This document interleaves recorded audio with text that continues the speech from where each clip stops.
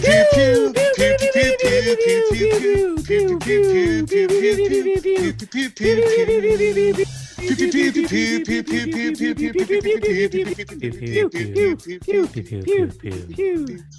knew it was semi-charmed kind of life. I knew it was that, but I was like, I feel like I shouldn't follow suit today. I should just like we had a good thing going. Yeah, it is, and it's like there's that slight delay, so you're never together. I hadn't done a song in so long. I needed to.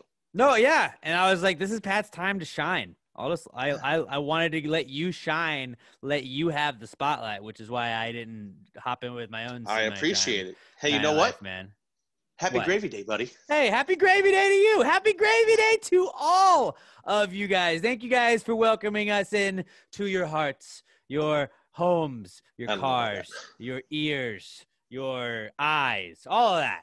Because thank you for letting us inside of you. Exactly. No matter how, but somehow we're inside of you, and that's just a fact right now. If you're listening, we're in your brain. We're in your brain right now. This is me talking to your brain. What's up?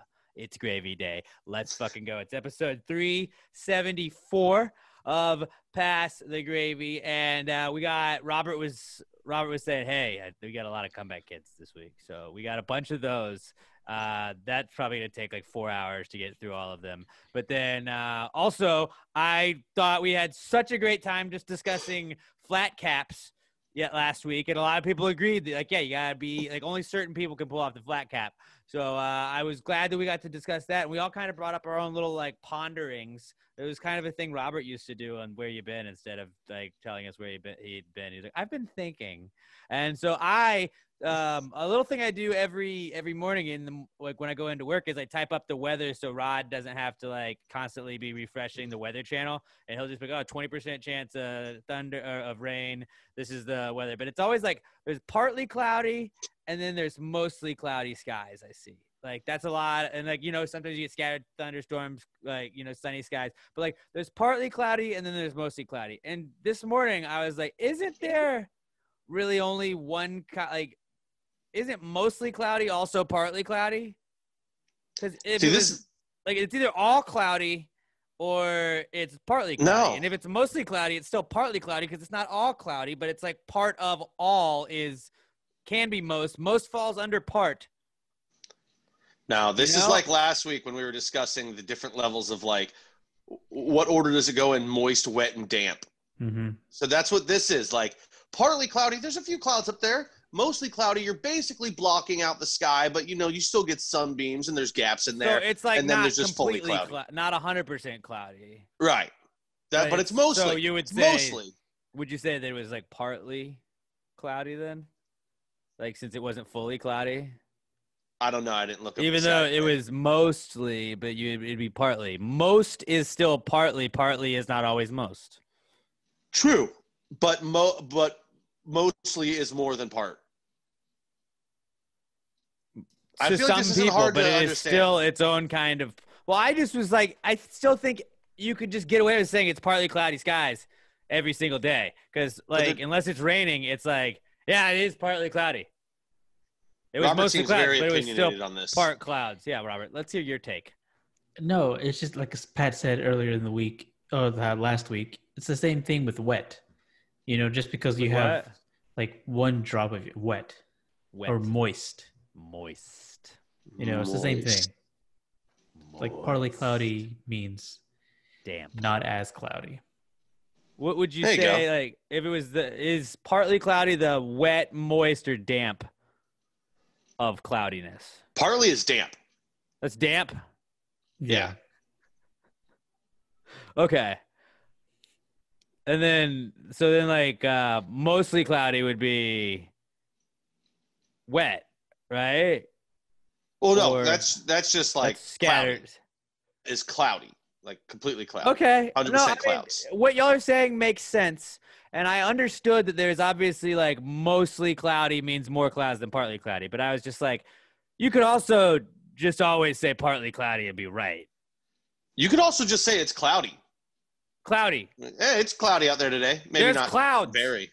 I like that. That's a great. Like, there's clouds and maybe some sun. Maybe sun, maybe not, but there's maybe some clouds. But there's going to be what? You know what? I'll tell you what. There's going to be one of those two things out today. And that's Alex with your weather. WKPT 69LYDGB.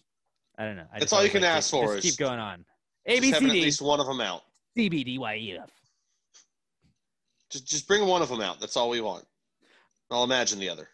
Okay. Did anybody else have any questions? I know that I brought in my questions, but I didn't know if anybody else wanted to add to that game, or do we just move on?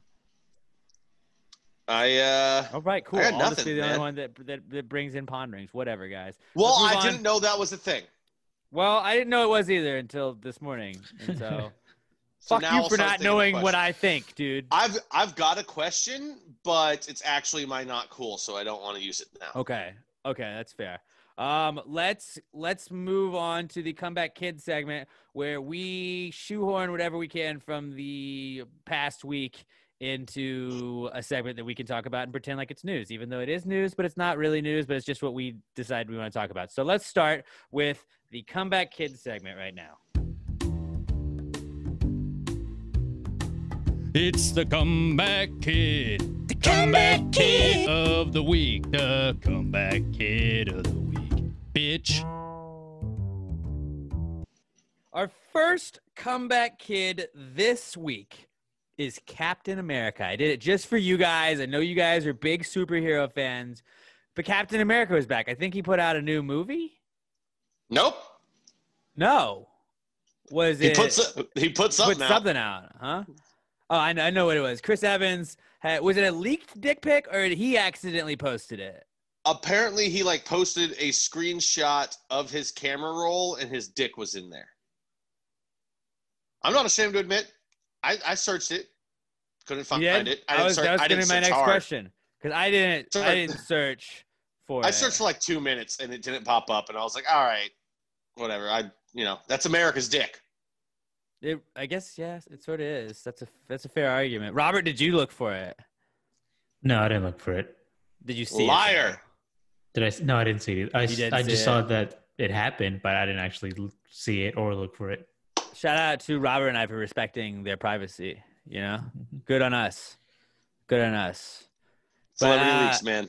So that was pretty. That's another one of those where it's like, I get it, male privilege, all this shit, but it's that is that is a total double standard where it's like, oh my God, let me see Chris Evans's dick. I want to see Chris Evans's dick. Every girl was all about it, and then it was never oh, let's respect his privacy. And this time, how dare that happen? Please don't go search it. Don't put it on the internet. And I know that Jennifer Lawrence and then they had their stuff hacked, but it's when girls their nudes are put out there accidentally, and it's just respect her privacy. Hello, it's that's the same thing. But we all enjoy seeing attractive looking people naked, and I'm not agreeing with it being with illegal ways to do it. But I'm just saying we're all human, We're all human. I'm just assuming he's got a good dick too, because you didn't hear any takes that he's got a massive dong or he's small. All you heard was that it was leaked. So I'm he's probably got a perfectly nice package. Nothing crazy going on down there, one way or the other. What are your thoughts? You want to give us a review, Pat? I couldn't find it. Oh, I looked No, I looked for it for 2 minutes and I couldn't find it. Okay. And then I was like, it's over with. I threw it out on Twitter, which normally you can just find a link right there that somebody put up, and that didn't work. And I threw in one Google search, and then I was done with it. That's good. Well, he is Captain America, so he can probably get the internet scrubbed pretty fast. Yeah. That makes. I just wanted to see if his pubes were red, white, and blue. I would hope so.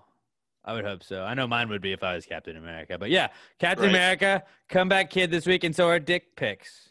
Kid, just remember, those stay on the internet forever. Hey, also remember, never send them unless they ask, guys. Exactly. Consent. We're all about consent here on Pass the Gravy. Fellas, you guys know that. Ladies, you guys get it too. No dicks look good unless they're unless you're in the correct mind state to want to see that dick. Dicks are just unattractive. So don't surprise people with your dick. We talked about that a couple weeks ago. But yeah, dicks are the grossest part about your body. So just chill. Just be chill ashamed of them, before you guys. start sitting those off.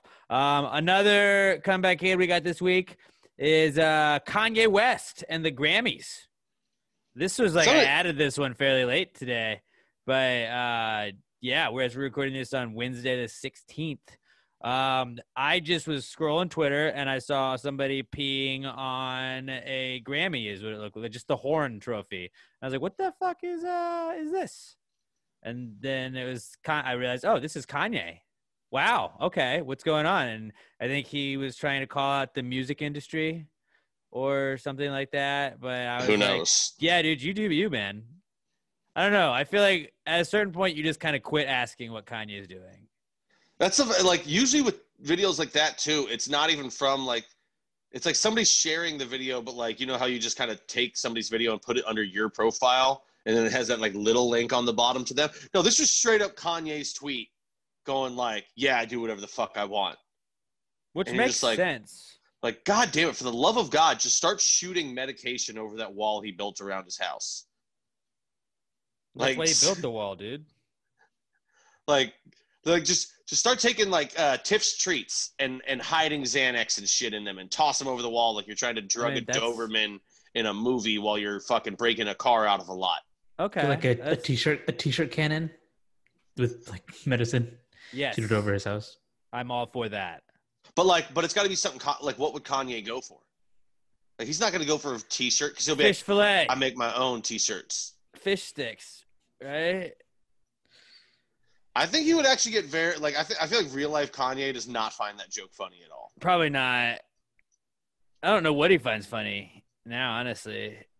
Like, it's got to be like a cookie cake in the shape of Dave Chappelle's face, and be like, "Oh yeah, I eat that." Exactly like that. That's my friend. that's a weirdly specific cake, but okay, I'll allow it. And inside of it is just a shit ton of melatonin. That's all like, it is. You just sleep for a little bit, bro. To sleep just for take like a nap. 48 straight hours. Just catch up on some sleep, man. But yeah, we've gone back. Like last time we talked about Kanye, we're like, it's just sad, and now it's just funny again. Like we all know he needs medication, but like, it's fucking Kanye. We can't give him the medication, so we'll just talk about it. We're trying to find ways to get it to him. But yeah, he was just peeing. The award was in the toilet, and he was like actually peeing on it. So that's probably going to be a meme going forward, I would assume, anyways. But which one is back? Do you think he waited for like is made to get that, or if he like just straight up told one of his boys afterwards, like, all right, get that out? I didn't even think about that until just now, but that is a very good question. Like, somebody's in Kanye's like Kim. entourage that was Kim's like not doing it. Dude, I doubt Kim's even there. Probably not. No. Kanye, quit. What are you doing with the Grammys? He's like, don't worry about Kim. It's fine. It's art. Oh, he's crazy. He's entertaining to watch, but it's sad entertaining where you're like, I hope you're okay. But Kanye West, thank you for keeping me entertained. Grammy trophies. He doesn't. Ooh, that's a good. Meme that. Go meme that one. That's a good one. Hop on that before anybody else gets it. Like 2 people understood that. Yeah, but those 2 people really got it, dude. So Kanye's back and the Grammys because he's pissing all over them. And then we also got Instagram is back. Speaking of influencers, his wife's an influencer, so that's sort of a little transition into that. Instagram is back because there are a lot of people that are freezing their Instagram feeds as a protest of Facebook. Yeah, and for one day. They're just not going to post for one day. So but I mean, I understand like Facebook, like you don't really follow celebrities on Facebook, but it's like we're doing like that would be like, I'm going to do Twitter. I'm going to protest Twitter to show Instagram what I'm really talking about. Even though Twitter isn't owned by Instagram, it's still just like, okay, shouldn't you do it on Facebook? That would make more sense. Even if they're trying to make the argument that like, well, Facebook owns Instagram, so this is going to hit them in the pocketbook. You're stopping for a day. It's not going to cause any sort of dip. It's not going to cost Facebook any money. Yeah, no, they'll be fine. People will still advertise on Facebook and Instagram today. I've seen ads already today. What do you think you're doing with what? And why is Mark Ruffalo always in the middle of this? It's one of my favorite actors. I know he's super well. I love him as an actor. He's phenomenal. Like I thought he did a great job taking over as the Hulk. favorite dog actor. But like he's always in the middle of these, but it's always like the worst ideas that don't do anything. Didn't he do the Imagine song? Probably. That was really cringe. But it's also, hey guys, let's stop doing something for one day, but let's promote it for 3 weeks so people know we're serious about it, and let's change nothing about our lives. That'll get their attention. Yeah. I mean, they have their hearts in the right place, but I think it's a lot of like, we're so rich and out of touch with what real people actually have to do that this is how we think we can make a change for the common person. And they expect, like, I think Chrissy Teigen, I feel like, walks around this way where she's like, but guys, like, oh my God, like, can you believe a drive-through? Like, sometimes you order and it takes a while to get your food. And be like, yeah, bitch, everybody fucking does that. Like, what? And she's like, oh, people are like, this is just how real people are, you know, like, we're real, we do things. It's like, no, you don't really. Yeah. So I had to wait in line for my Pico de Gallo burger today. It happens. T's and P's, bro. T's and P's. But I didn't tweet about it. I just think that they think that everybody is just, and I mean, a lot of people are just obsessed with Instagram. That's all they do all day, and they just look at Instagram. But they think people went, wow, Orlando Bloom didn't post on Instagram today. Huh. Well, Facebook is done for. There goes. They're not putting out fake news out. Orlando Bloom is going to take a day off of Instagram? No way. And also, if you're just taking a day off, I'm assuming you've posted 100% of the days that you haven't taken off. Like, I'm assuming that you had to put a black box on you. A lot of people put a black box up earlier this year, so that was one post. But like, then I would assume there's a post 365 days a year coming out, because I think a lot of them like are people. A lot of the celebrities are people that don't like post all the time, and it's like, yeah, tight, dude. I'll take yesterday. Yesterday was my freeze out day. I didn't post on Instagram. That was it. And you know that all the people that are influencers that are doing this, that have like sponsorship deals and shit, they're like, don't worry, I'll post your herbal tea twice tomorrow. I'll double post. So you're losing a day, but me not posting that day because there's so many people out there that are like, oh my God, I didn't get an update on Katy Perry today. What am I going to do? I better check her all day tomorrow. I'm going to give them 2 posts. Both of them are going to have your melatonin in it. So you're going to get double the interactions. What is it with you and melatonin? I don't know. I heard melatonin like twice this week, and now it's just stuck in my fucking head. I don't know what's going on. I feel like I've heard melatonin in several other conversations this week as well. So that is weird that it just melatonin, come back, kid. I don't like melatonin, man. I've never tried like it. It's weird. It's weird. But yeah, they're doing this. They're freezing out their Instagram feeds as a way to tell everybody, or to let Facebook know that they will not stand for, I think, what was their quotes? Misinformation and hate speech. And if you want to go after hate speech, Twitter is where you need to start that fucking argument. Well, they already do that. Holy shit. But I don't. Do they? I think it's weird, and I understand both sides of the argument, but it's a weird subject. I feel like that I'm talking. I don't know, but I think it's weird that the like whole misinformation thing is like, well, you're fucking up a whole election, and it's also like, do you think that people like? I feel like, I'm not saying people aren't idiots, but like, you should be able to realize you don't need to get your voting information off of Facebook, right? That's how people get it. But it is. You understand. We're in a new world, man. Though, that logic that I have, where it's like, you probably shouldn't you shouldn't base who you're voting for president or for whatever off of what you saw on Facebook. You should also just do some research a little bit on your own. Look up some things. I agree with that. This. That is what people. Yeah, to them, that is the research. Because they're not going off of the news channels anymore. They're like, fuck that. We can't listen to or believe anything that they say on there. I'm doing my own research. Yeah, mainstream media. It's just like, and by doing my research, I mean I'm going to my pages that I already follow. With my friends that like the same things I like and follow the same groups I like. It's called an echo chamber, Alex. That's 100% like, and I've talked many times about echo chambers, how it's just like, you know, Hitler was talking into an echo chamber eventually, where he was like, I'm just going to make sure that the only people around me are yes men. And you need the one person in every group like, hey, guys, I don't know about that. You need that hey, wait a second. What if we don't do that? But like, you need that guy in every group. And I think Facebook and Twitter especially, and all these groups on all of them, like, you do see that no matter what side it is, even if it's like Astros Twitter, Yankees Twitter, baseball Twitter in general is an echo chamber where you're just like, we love our team. Yeah, our team's awesome. Fuck those teams. Those teams suck. Oh, there's a person that likes those teams that come and do this. Well, let's yell at them and be mean, but they can't be mean to us. But we can go yell at them and be mean to them for being mean to us. And that's the world we live in, guys. That's the world we live in. And I think that what you were saying is like they don't trust the news and all this stuff. It's like, is it Facebook's responsibility to be news? Like, Facebook's a social media network. Do they need to make sure that like what your grandma's posting is accurate, or is it their job to just let your grandma post things? Well, then that's just, if they didn't do anything, that's kind of how misinformation and conspiracy theories would spread. Like, I also get your logic, like, you kind of have to be that one person kind of being like, hey, let's not do this. But then if you're in that group of people, that mentality, they look at you as the crazy one, even though you're the one being logical. But sometimes it's the craziest people that make the most sense. I don't remember what it was, but it was just some outlandish liberals did something stupid article, but it was from the Babylon Bee. So it was a fake website. And my brother's buddy shares it with the group chat of me, my brother, and him.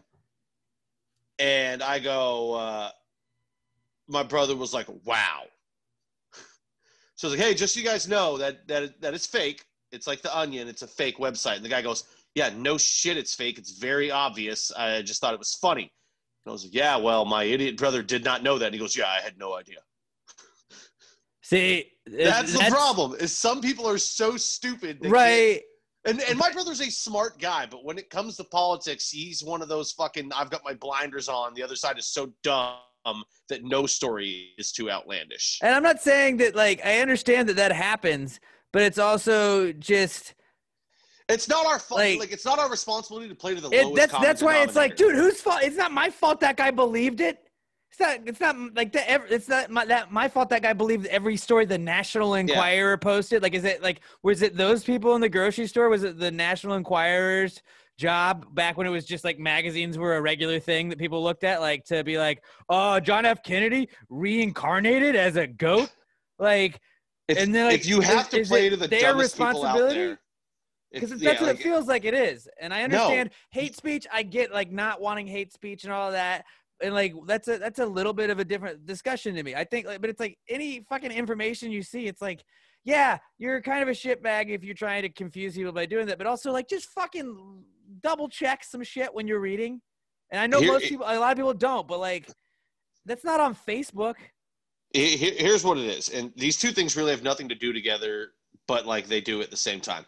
When you have to dumb everything down for the dumbest person in the room, that's how you end up with Common Core math. It's the hot coffee. Caution, coffee is hot because somebody burned themselves with hot coffee one time and sued McDonald's. So they're like, oh, yeah, you think it's coffee. Like, oh, caution, it might be hot, though.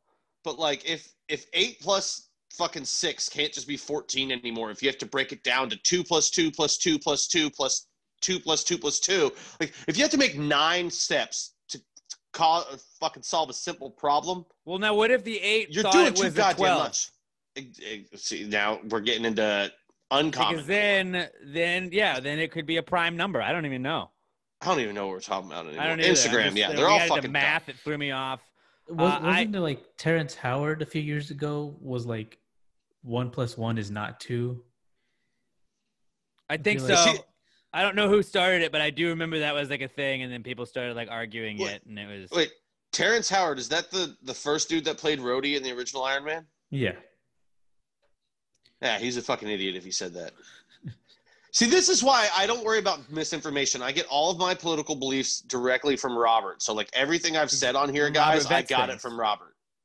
Like, right. So anything that we say that's offensive, Robert, we script this whole podcast, believe it or not. So Robert, you guys know he writes down everything we say. He just basically gives us the script and changes in where we sometimes ad lib. Yeah, I don't hate. He gets very upset with us for ad libbing. So everything we say that is bad is really Robert saying it. Like, we're puppets in Robert's sick game. Right? Right, Robert? I didn't realize it had so much power. See? Oh. You don't ever understand, but you didn't think about the lowest common denominators, did you? And we circled right back to it, and we made our point. That is us. But like, I feel like I am the lowest common denominator, and I'm even I'm not gonna. I guess I give myself. The sad thing is you're credit. very far from the lowest common denominator. You're still pretty low, but you're not the lowest. Right. I mean, I think I was above like the hate speech. I feel like there's like lowest common denominator, hate speech. Sometimes there's a Venn diagram where those overlap, but like. I think that like hate speech obviously is the like way worse, and I'm not saying like I think it's funny when like football team like football fans will get like flagged for like hate speech, and it's like fuck your team. It's like that's way different than like F this ethnicity, you know, like totally different. Totally different in my mind. And it's like Facebook doesn't look at it that way. And I understand there's these filters and there's all kinds of stuff. But like we got banned, like Pass the Gravy's Facebook got banned for a week one time. Or 3 days or whatever it was, because I tried to post a meme that was like when you're kinky but you're still a fat ass, and it was like one of those ball gags, but instead of a ball it was a cheeseburger, and they said it was sexual in nature. And I was like, but like right here it says as long as it's in parody and it's not like offensive, it's fine. And it was like, nope, overruled. And I was like, okay, like, but that's the same thing as like if I were to post like a hardcore sex scene, okay. Like, good to know that those are the same thing to Facebook. And I understand there's algorithms and all kinds of stuff, but it's like, I don't really think it's Facebook's responsibility to make sure that like people can do or say certain things. And I think people are assholes for saying certain things anyways. I'm not saying, you know, if you're marching for the Nazis, like you're a fucking asshole, but like, it's that like, are they allowed to? I don't know. Is it Facebook's responsibility to make sure that Bob the Nazi isn't on Facebook? Like, we don't know Bob the Nazi exists. I mean, you're allowed to be a Nazi, but as long as you don't hurt anybody else or cause clear and present danger to anybody else, everyone's entitled to their stupid fucking opinions. Yeah, the First Amendment is. There's a lot of cowboys. We all know you're a fucking idiot. They're wrong. Here's the problem: is 98% of the world knows that you're a fucking idiot, but a very loud minority will not understand that, and then the other side of the loud minority gets mad about it. And then we're all in this stupid fucking situation where everybody else is just sitting there going, yeah, we get it. We get it. It's dumb. Calm down. Yeah. Yeah. So I didn't freeze out my Instagram though. I didn't do it as a protest or anything. I'm not protesting the protest. I should have started an Instagram today just to protest the protest. You should have. That would have really shown them. And just tag Mark Ruffalo. Exactly. I thought about a really funny game that like would really only be funny for us is like if we started a burner account and then just the Gravy Gang had to like find which burner account it was. And Burn the gravy. Like, but really then like what would be funny is then they're just commenting on anybody that posts on anything we have, like burner account. And then people that are just trying to like engage with us would be like, they're just saying I'm on a burner account. This is my only account I have, but like I don't know. I feel like that's a good way to get everyone to like not interact with us. Yeah, no, that's like I was. That's why I thought it was funny initially. I was like, nah, there's some repercussions that could come from that, so probably don't want to do that. But I don't know. I kind of want to make a burner now. I might make a burner and just talk shit to us. I'll just start talking shit to myself, and then I'll own myself. But it's really like just because I set it up. And I'm like, man, I dunked all over this. Yeah, and then you shouldn't make burner. We have confirmed burner. All right, so Instagram's back. People are freezing it out. And then our next comeback kid is the NFL. Pat. Yes. Okay, Monday night was a little bit different. But, like, I'll talk about my team in a little bit. But, like, how great was it that football was back? Sunday. Oh my God! I wanted to come like all day Sunday, just the whole time. I was like, oh, we're going octo boxes on red zone right off the bat. Okay. So I've got my man cave set up in red this zone room. at once. So like on the other side of where I'm recording right now, normally there's 2 TVs. What I did on Sunday morning is I woke up, I pulled those TVs into my main TV room. So I had 2 each with their own cable box so I could have 2 games on those. Then I had a third TV set up next to that so I could stream another game through my Xbox. Then I had my iPad. I was ready for football nirvana. I was going to have 4 games all going at once.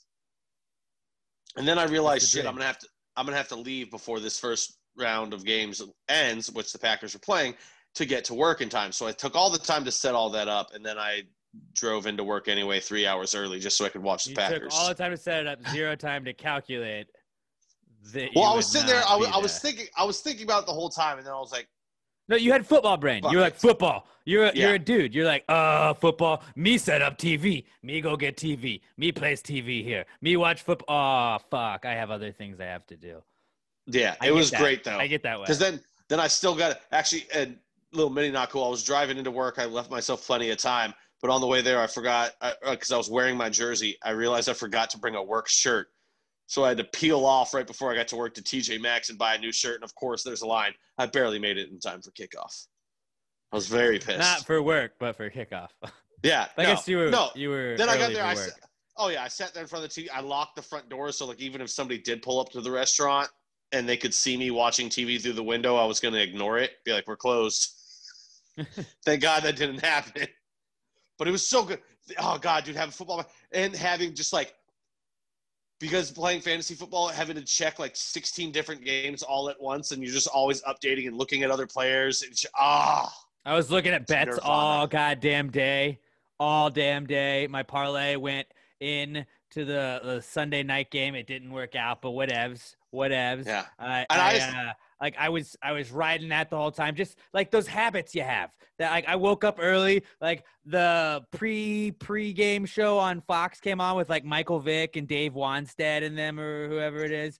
And I was like, fuck yeah, dude. Let's like Carissa Thompson's back. Not Colin Coward. Cal, I don't know, whoever the fucking dude is in the mornings on the Fox pregame show, and then Jimmy, Terry, Howie, Michael, and all of them on the Fox pregame show. It's just you're like everything's normal in the world. Like we've had a pandemic for all this shit, but like the one thing we've always known we could believe in is back. And I was like, you know what? Everything's gonna be okay. Everything's gonna be okay. It was so nice. And I know we'll get into yours here in a minute, but it was great for me watching the Packers because the whole offseason, the whole narrative was, how could they do this? They needed wide receiver help. They drafted a quarterback. They drafted a running back. They didn't give Aaron Rodgers any help. Aaron Rodgers doesn't have any receivers now. And he responded by going, fuck you. Yeah, you say I don't have anyone to throw the ball to? Or outside of Devontae? He's like, I don't need it. I'm going to throw it to Devontae. Build somebody to throw it to. 17 times they threw to Devontae. Caught 14. They couldn't stop it. 156 yards just to him. And then his 2 backups. I think each one of the, Lazard and Marcus Valdez-Scantling, I think each had 5 catches. Valdez-Scantling dropped 2 other ones. Aaron was just playing possessed, which is what I've been saying going into this year was going to happen. Aaron's going on a fuck you tour. Oh, you want to draft a quarterback? You want to draft my replacements? He's like an animal. He's like Big Ben. He's like a dog. You just got you got another dog, and now he's fucking like Aaron was like he'd wander off, he'd do his own thing, he'd go like chill in the neighborhood, like he didn't want to hang with the family, like literally and figuratively. But then like you get the other dog, and then the other dog starts to get a little bit of attention. People like whether it's a scout, whether it's the head coach, whether it's Mel Kiper, they're like, oh, this Love guy, all right, kind of cool. He's like, well, hey, what the fuck's this dog doing? No, this is my house. This is my house. I live here. I fucking live here. And then he starts just pissing all over everything. But like what Aaron is pissing on is other teams. And he's just like, no, fuck you. This is my team. This is my division. Fuck all y'all. Julian or whatever is fucking not Julian. What's his Jordan. Jordan, not Julian. Who's Julian Love's estate? Jordan Love. Yeah. But he's like, which, no, by the way, Love. Aaron's brother's name? I am gonna fucking Jordan. win this shit. Yeah, Jordan. So yeah. he's like, but that's also, why. That's what it is. That and then there's just the added motivation of his brother, also the NFL, quarterback. The NFL top 100.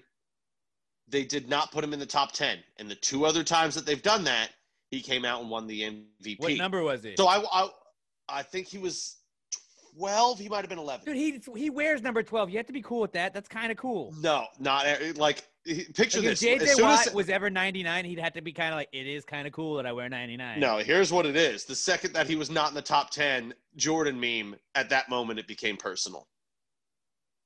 Yeah. It's just that we're gonna get a fuck you tour for Aaron. Dude, he's coming in full on for the fuck you tour. It's the second year in the offense. And I was telling people, like, okay, yeah, we don't have another high-profile guy. The Packers have receivers. They've still got this dude, Equanimous St. Brown, out of Notre Dame. Of course, I'm going to suck his dick a little bit more than most people because I watched him all the time in college. But, like, they've got talented dudes. They're just not highly known, highly drafted guys. They've got size and speed everywhere. Alan Lazard is, what, 6'5", 220? They've got huge receivers, and fucking MVS runs like a 4.4, like MVS flat is a cool 40. Nickname, and Lazard's a cool ass name. They've like, got dudes, and then group. the only thing they don't have really is a tight end. And I've got hope for Jay Sternberger. No, y'all don't ever fucking use the tight ends anyway, so it's like, because we never have them. Last time was it Jermichael Finley? Jermichael Finley like, out of Texas was the last time he had a good tight end. He was like, he's gonna be the next Jimmy Graham. He's gonna be the next Jimmy Graham. He never was. Well, no, he was really, really good, and then he got injured. And it basically ended his career. Jimmy Graham. He was never Jimmy Graham. Well, no, he wasn't Jimmy Graham. Nobody was Jimmy Graham except for Gronk. So shout out to my buddy Mike Brown he had me on his podcast Beer Sports Whatever on Monday. We broke down week 1, and what I told him when talking about the Packers, and I don't know, I just noticed this like watching it on Sunday was like, I don't know what it is, but every time the Packers are struggling, like, well, you know, the offense, they're just stalling, they're falling flat, they can't figure it out. But like, I don't fucking care when it is. Ever since Aaron Rodgers has been there, it's the exact same fucking offense. It's like, run around, Aaron will find you, he'll dump the ball down to you. We'll also have the little short crossing routes he can dump it to too. It just, sometimes it works, sometimes it doesn't. And then when it works, it's like, oh my God, this is the greatest offense of all time. And then like, it stalls out and Mike McCarthy gets fired because you just need a scapegoat. But it's like, I really just feel like it's the offense. It's the same exact offense. They run the ball more now, which I understand. Like, you kind of got to mix it up. But it's like, you could have shown me Aaron Rodgers, like, first season taking over the Packers and, like, Sunday, and I would have been like, it's close. No. Yeah, they just, to me, the Packers are always just like, I'm just going to air it out. And I don't know if it's just Brett Favre's made me think that forever. But then, like, you go to Aaron Rodgers, so they're always just an air it out team. But it's like, I don't watch as many games as you, obviously. I just feel like I'm always just like, Aaron Rodgers, airing it out. Aaron Rodgers, airing it out. And they do run it more than they did. But it's just, it seems like it's been the exact same offense for 10 years. Well, the big difference is now, I'm just an idiot, is we saw something lowest common denominator in this first game that we never saw under Mike McCarthy. We saw a fly sweep because in this new offense, there is motion like a modern NFL offense. Mike McCarthy was just, fuck it, line it up, nobody move. And you're like, no, even though Aaron Rodgers is great and he doesn't need – well, that's what I'm saying. Not enough. No. Fuck Mike McCarthy. I was actually – I was like happy and sad when the Cowboys hired him because I'm like, God damn it, I know he's a good coach. He's going to make adjustments.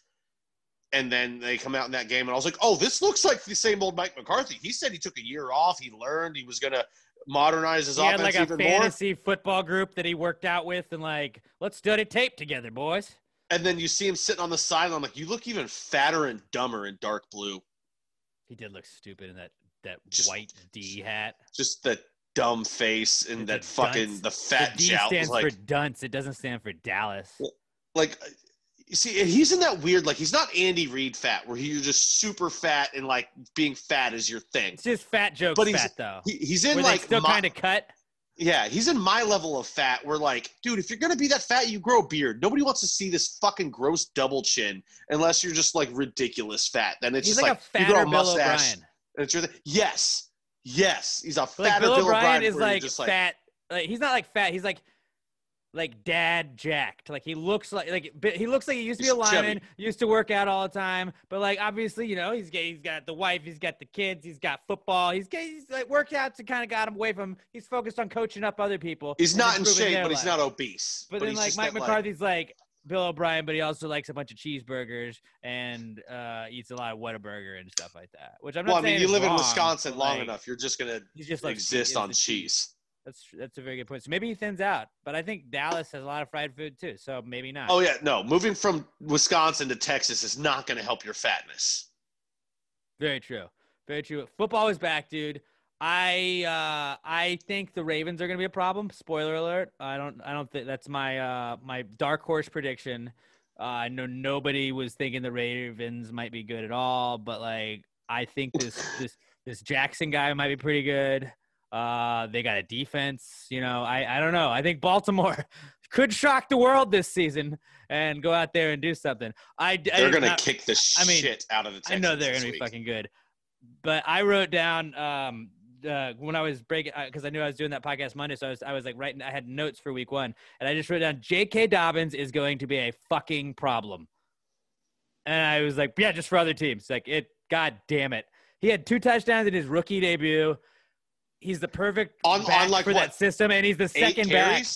He's the second back. I mean, they were goal line-ish carries, but like the dude can move. He's gonna be a stud. Mark Ingram is there. He's the placeholder right now. I like Mark Ingram. I think he fits okay, but it's like that's J.K. Dobbins' offense eventually when it's gonna be him and Lamar up there, and he's going to be a Mark Andrews is an animal at tight end, just catching everything within his catch radius. He's going to be right up there with like Kelsey and Kittle by the end of the season. Yeah, and then they got Marquise Brown on the outside, who's the second fastest player on the league, on the field. Hollywood Brown. Hollywood Brown, sorry. Second fastest player on the field, only behind his own quarterback.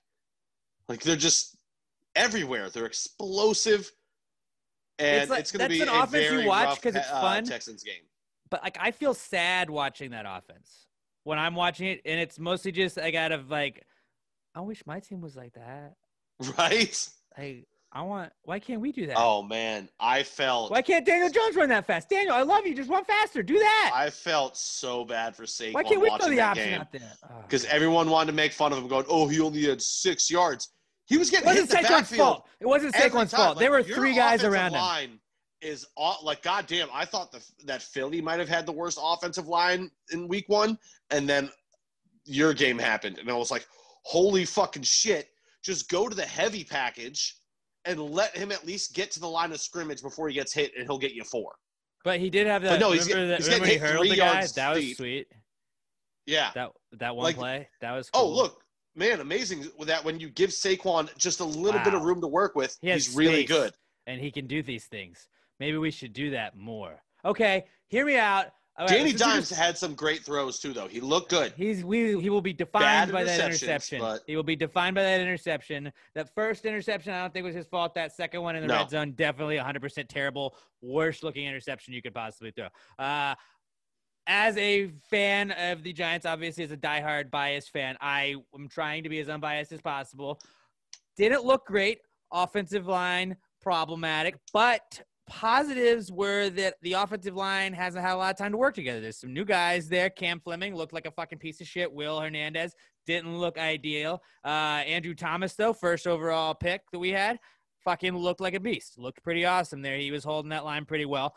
I think that in a pandemic type off seasons that they had, I think you're going to see a lot of offensive lines be struggling. I think that the offensive lines are going to kind of figure things out by about week 4 or 5. I'm not saying the Giants are going to have the best offensive line in the league either. I just think they will improve, and then Saquon's running ability will get better. I also think there's a lot of teams that aren't as good as the Steelers defensively. Steelers, I would say, are a top 3-4 defense in the NFL. So it was like that was also not an ideal start for Saquon. I think that I was not happy with how the Giants ended up with that game, obviously, but there was a lot of things that I saw. It was like, these are some positives we can maybe build on this year. And then I looked at the schedule and I was like, maybe we'll win 4 games. But next year is going to be our year where we really got to see if we can make a jump. And I'm just hoping we get to see some young guys get some action. And this is week 1, Alex. Again, I haven't had to watch 15 more weeks of this fucking team. So I'm okay right now. I'm appreciative that football's back. I'm appreciative that the pandemic was not able to take away our beloved game and that I get to watch my favorite team play. And that, everything I thought looked like they're building towards something in the future. Joe Judge, I had no idea really who he was when he got the job. I'm all in on Joe Judge. Just like I was anti-Daniel Jones, I'm all in on Daniel Jones because I have to be. I'm going to buy in. But Darius Slayton, pretty solid rookie receiver from last year. He's second-year receiver, 2 touchdowns in the game. Looked real good. like he's like a discount Odell we got very late in the draft. And I mean, he didn't cost anything like Odell did. And we got Jabril Peppers back. I think the defense looked better at times. They fell apart there in the second half, but who knows, man? It's going to be a wild ride. And you're still going to get ride. And I am just football's here, man. That's really what I was happy about. And the Giants, you still got Golden Tate on the wings waiting to come back from suspension. So another weapon. I think he was hurt. Oh, that's right. The suspension was last year. But he was hurt. But it was a bullshit suspension. It was like he was trying to have kids, and he took a substance that wasn't performance enhancing. But you're not allowed to. We don't need to get into that. But yeah. So I think the Giants are going to not be a very good team this year. But they're like Danny did show promise. He did show promise, and like the difference between him and Eli is like there were times where you're like, he can run. I forgot. Wheels, dimes can run, and I'm all for it. I bought in. He's probably gonna break my heart a couple times this season. But just let's keep everybody safe. Let's keep everybody healthy, and maybe the Giants can get a couple upset wins. Finish as like a 7-9 team. Probably not, but maybe. And that's my outlook on that. And then just like Thursday night, the fucking Chiefs are probably gonna win the Super Bowl again, right? Like Chiefs are Baltimore. It's hard to repeat. I think they're gonna repeat. I think the smart money is on the Packers. Non-biasly, I definitely non-biased at all. Smart money. No, and I also think Giants probably gonna rebound and win 15 straight. I'm trying to think. I mean, the Packers defense late in the game, like, fuck. Like, they just kept letting them score. That's who they're going to be. I think you're going to have they're going to do great this season. They're going to go to the postseason. I'll tell you what killed me is you're not going to have the 49ers game, but you're going to have that, fuck, why does this happen? You're going to have that Packers game in the postseason, and that's what it seems like it's dialing up to be. Yeah, well, that's exactly what I was thinking of the Saints. You know the Saints are going to win a shit ton of games. They're going to get to the postseason. And I think they're just going to fall flat in some game, and somebody's going to whoop on them. I think this is the one. I don't know. Think they win the Super Bowl, but I think they get there. I don't know. San Francisco still, like. You mean if they could just stay healthy? Yeah, I'm not that worried about that. I don't know. It's so hard after week 1 to say who do you think. Like, you got to at least wait until after week 4 to even start formulating an opinion. Like, you got to give a quarter of the season. That being said, ship it, book it, Packers in the Super Bowl. Especially a season like this, though, and I understand what you're saying, but then, yeah, I think the 49ers are really a good team. I think that I think Arizona was a lot better this last game than they will be going forward, if that makes sense. And people forget Kyler Murray is cursed because we put a curse on him, so he's due. Did not seem too cursed last week. Right. It's because it was week 1. Because he got D-Hop. Week 1. And yeah, that wasn't ideal for the curse. But you never know. There's also the possibility that you're just not very strong at giving curses. Not yet. I can strengthen that curse whenever I feel like it, though. So we'll see. So the NFL's back. It was just awesome that fucking pro football is back this weekend, man. I'm so happy, and like we're a day away from Thursday Night Football, and Pat's wearing gloves now. He's that guy. He's the gloves guy. But Packers gloves, baby. Packers gloves. All right, so NFL, another comeback kid. Then staying on football, the Big Ten. What? The Big Ten announced this morning officially that it is coming back and is going to start play in late October. Pat, my question is, what the fuck are they going to do national championship wise? Like, they're not going to make it. They're only going to have 8 games, so they're not even going to be in the discussion. Oh, really? Like the Big 12 teams won't be ranked or anything like that? You mean Big 10? I mean Big 10. Yeah, because I think they're only going to get an 8-game season in, so I don't think they're going to be factored in. Now it's possible they still will, but that's my thing. Is like, what if you think everyone else is going to go? You only got 8 games in. You don't get to be a part of this. And the Pac-12 is still sitting there going, "We're going to go in January," and you're like, "No, you're fucking not." Yeah, by yourself. That's what I understand. Like, you want to get these guys to play games. Everybody wants to play football. You got the scholarships. You want to make the money in the stands, probably, if you can put fans there. But what's the point if there's no title to play for? Just like these are kind of like glorified. Big Ten title. Big Ten title, but that's not a national title. I know. I think there still might be enough weeks for them to. No, see, from when they're starting though, even though the everyone top else 25, everyone the else ACC will be done. In. Like they'll be like 6 weeks in, you know. Yeah, everyone else has, but they've built in a lot of like spare weeks. So like if there's cancellations, you can like fit that in. So maybe if they're able to run 10 weeks straight, maybe they can get 10 games in. But I don't see it happening. I just was confused how the playoff will work. Okay. Yeah, so I don't think they're going to be eligible. Maybe, but like I said, if they're only playing 8 games and they go 8-0, but another team goes 9-1. I think you take the 9-1 team, like unless it's Ohio State that is just murdering everybody up and down the field. Or Michigan. It was Michigan. It's not going to be Michigan. Maybe it'll be Michigan. It might be Michigan. No. We don't know. I just that was what I didn't understand. Maybe it's Wisconsin. Maybe it is. Wisconsin. That's what the weirdest part of it is to me. Is like I think a lot of teams are just gonna be playing for conference titles, and I understand the situation and the circumstances are gonna kind of like fuck things up, but like it doesn't make any sense that like the Pac-12 would then play in January after everybody's already played, and then like the Pac-12 would suit up and then play again next fall and assume everybody was gonna be fine and they wouldn't be at a huge disadvantage. No, they're not gonna play. They're just posturing. And they came out again today and said, we're still shooting to play in spring. You're like, no, you're fucking not. And like, fall, whatever it is. I could go on forever and I'm not cool about this, but like, I'm not going to. I sent you guys, I meant to just send it to Pat because I didn't think Robert was going to care, but I sent it to our group chat of like some text messages I saw about the Big Ten coming back. And it was just like, people were just like writing like hit pieces about how terrible it is that college football is happening, specifically the Big Ten. And what did it say? It said the darkest day in Big Ten history. Yeah, the darkest day in Big Ten history is this. And some other things that have happened in Big Ten history is Jerry Sandusky's rape cover-up, where he molested children in the showers at Penn State. That was a Big Ten thing that I would say is pretty dark. Larry Nassar, remember when he sexually molested and assaulted all of those gymnasts? Dozens. State. That was Big Ten. Ohio State wrestlers allege years of sexual abuse. That's also Big Ten. But then DJ Durkin. Oh yeah, that one. What about Urban Meyer? And then what's his face? His dude that was just hitting his wife, but like it was cool because like Urban didn't feel like he needed to tell anybody. It was cool, dude. It's cool. Yeah, he thought he was he so handled sorry. it.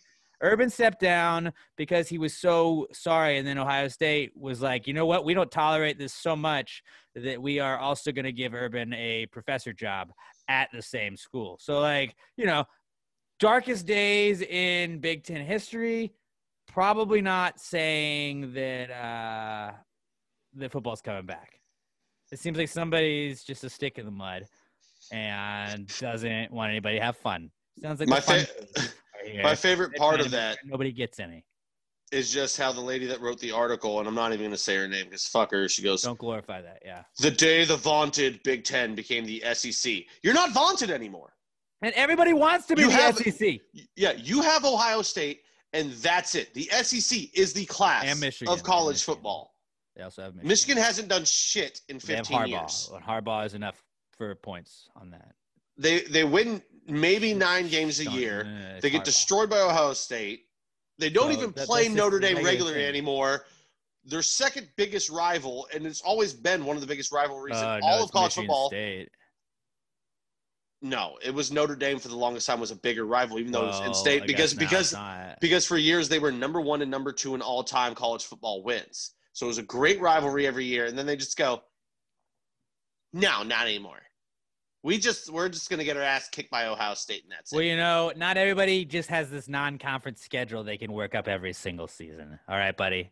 Some people have conferences. No, except everyone does have multiple non-conference games that they work in every year. Yeah, but sometimes you want to play East Tennessee, dude. Like, you want those easier games. Or App State. Those always go well. Just the vaunted Big Ten becomes the SEC. It choked. It got better. Scared. It got better. It sold its soul for football. Football's the only reason your conference exists. If not for football, what sport do you think is going to drive it? Basketball. Okay, you'll be in the Big East. No, but the same people. The Big Ten means nothing in basketball. The same person that's upset about college football coming back would also not want college basketball to come back. It would also probably be like, you know what? We shouldn't have college sports for next decade just to make sure because fuck fun. Here's what people fail to realize. All these players can opt out, and guess what? They can. That's what I don't understand. It's like, let them do that. 99% of them are adults. There's a very small percentage that are still 17. But 99% of them in a lot of states, they are considered adults, even at 17. They are adults. They can make their own fucking decisions. Whether you want to say, well, at 18, your brain still isn't done developing and you don't really know anything. Shut up, nerd. Doesn't fucking matter. You're an adult. You have the right to make your own decisions. You have the right to go live your own life, to do whatever you want, to sign up for the military. I was going to say buy tobacco, but you can't do that anymore for some ungodly, unknown fucking reason. That's ridiculous. But you're an adult. You can do whatever the fuck you want. That's the freedom of this country. And you go, well, you don't know. They don't know any better. They're trying to improve their fucking lives. Don't say they don't know any better. It doesn't make sense. It's like, dude, if just don't, then you don't go play college football. Yeah. Then that's all you gotta do. Just don't go play college football this year. Then you, journalist person, don't go play college football. Let the people that want to go play college football play college football. Don't let them play. Oh, wait, they're fucking 18. They can do whatever the fuck they want. Hence, the Big Ten commissioner who stopped all this shit in the beginning without even asking the teams. Guess what his son is doing? He's playing in the SEC because he's a fucking adult and can make his own goddamn decisions. And also, when was the SEC a bad thing to want to be? A national champion? Yeah, most people want to be that. So thanks for the compliment on saying the Big Ten is the SEC. And I'm trying to think the Big Ten? Outside of Urban Meyer and the way he ran Florida and just let them get away with fucking everything, which was terrible. And Ohio shocker. State, he is a Big 12 guy, though. I mean, Big 10 guy. You don't hear shit about maybe you'll hear SEC, recruiting infractions. That's the worst you hear coming out of the SEC. Maybe it's because it's the SEC and they cover it up better than everyone else because it's the South and it's football. The SEC stands for sacred. The SEC, you don't ever really hear them getting caught up in controversy. And then also they just win enough to where it's bye-bye controversy. It doesn't matter. Even the terrible programs in the SEC that haven't done anything in years, take Tennessee. They still have 100,000 people that show up to every fucking game. Ole Miss. Yeah. Oh, yeah. Ole Miss is another one. Worst thing that happened State. There? Oh, they broke the rules to recruit. Oh, you mean they got caught breaking the rules to recruit? Right. Yeah, it's I don't know. The fun police trying to run this shit. I don't understand that. If the fucking conference says it's cool, then let them play.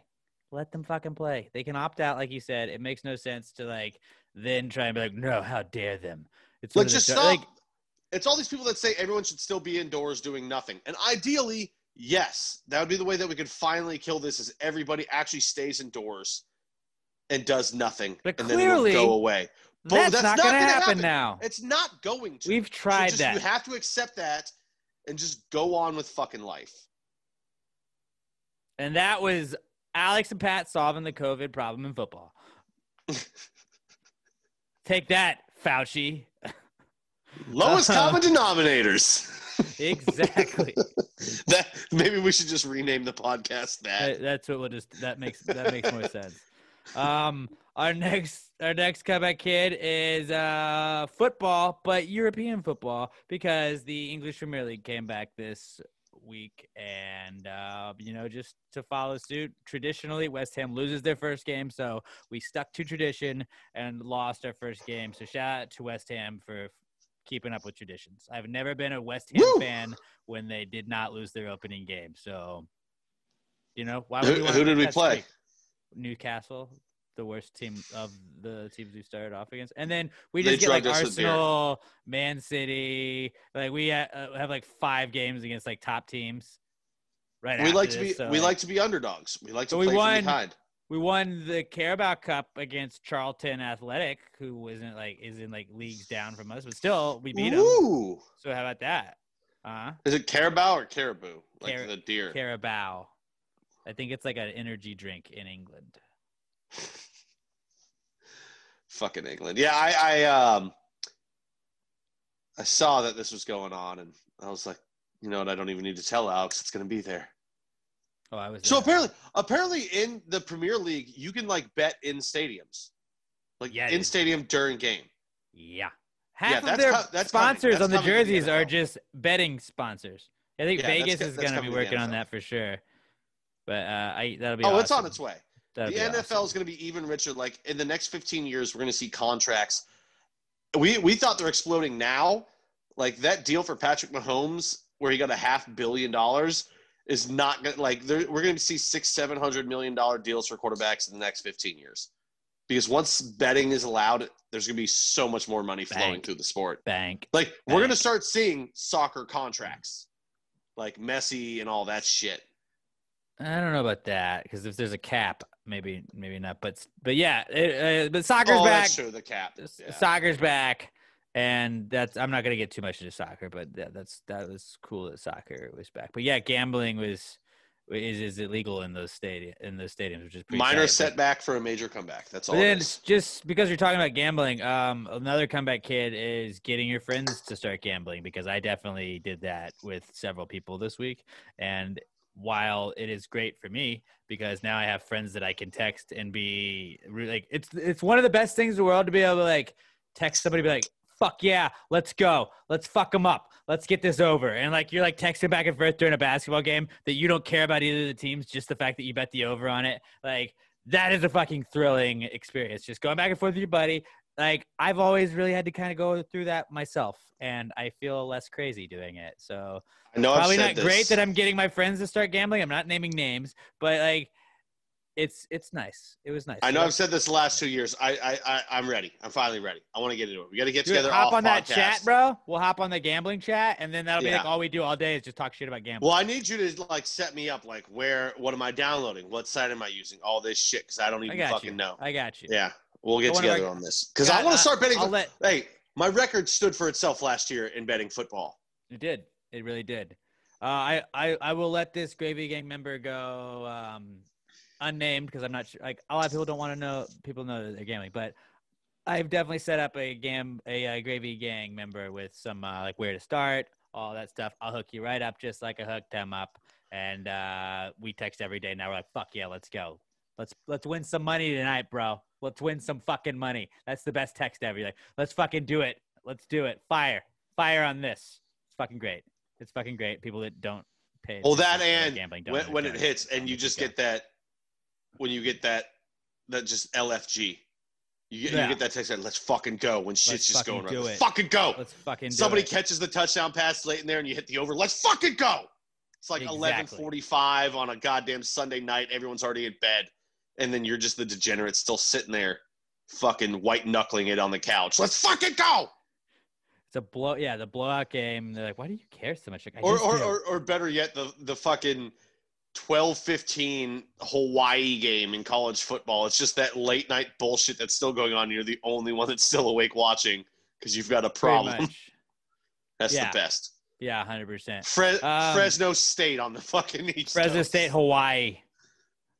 So soccer's back, and then some other comeback kids. The last couple I had are Lil Nas X, because he is coming out with a children's book. Shout out to him for keeping it for the kids. So he's got it's probably just Old Town Road in a book version, which would be hilarious if it was just lyrics.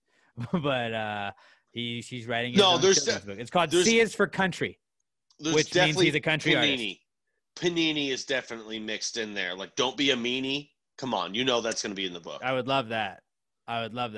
But C is for country. So, Pat, that's what I'll get you for Christmas, because I know you love country music. And that also 100% proves he is a country artist. So there's no denying that. He wrote a book called C is for Country. So balls in your court, Pat. But Lil Nas X is a comeback kid. He's also like 90% done with his first full-length album. People forget he only had an EP, so that EP was fire. I'm pretty sure his album's gonna be pretty dope too. I've got one to slide in here. Yeah, before yours, because yours should always end us. Next gen consoles. They're back, baby. This hadn't been announced last time we recorded. The new Xbox, the Xbox Series X is what the new one is going to be called. They finally announced their price. XSX Everyone's been waiting. Call it. Ooh, I like that. That's what I'm calling it now. I just started that. See, no, actually, I don't. That makes me think of the old snowboarding game, SXX. SX Tricky. Yeah, that was a great one. But the Xbox finally came out. They announced their new system. It's going to be $499, so basically $500. They finally have one that's more powerful than the PlayStation counterpart, so that's good. But then they also announced that they're doing a stripped-down version. I believe the regular one is going to have a terabyte. The stripped-down version is going to have like 512 gigs, and it's only going to be $300, but it's not going to have a disk drive, so it's going to be all download, which is pretty fucking dope that you can get a next-gen console and all the power that comes with it for only $300. I don't know much about the PlayStation. I know Robert was watching I don't know if it was the reveal today. He said something along the lines of there was some sort of event. Did they give any prices out, Robert? Yeah. So for the standard PlayStation 5 with the disc drive, it's $500. So the same price as the Series X. I thought they were going to come slightly lower. And then they have a digital XSX. Right. I'm sorry. Then they have a digital version that's $399, $100 cheaper. Ooh, so Xbox they beat them by $100 on the cheaper one. That's big. Do you guys do the digital downloads? Like that's pretty much all I do. I don't remember the last game I bought.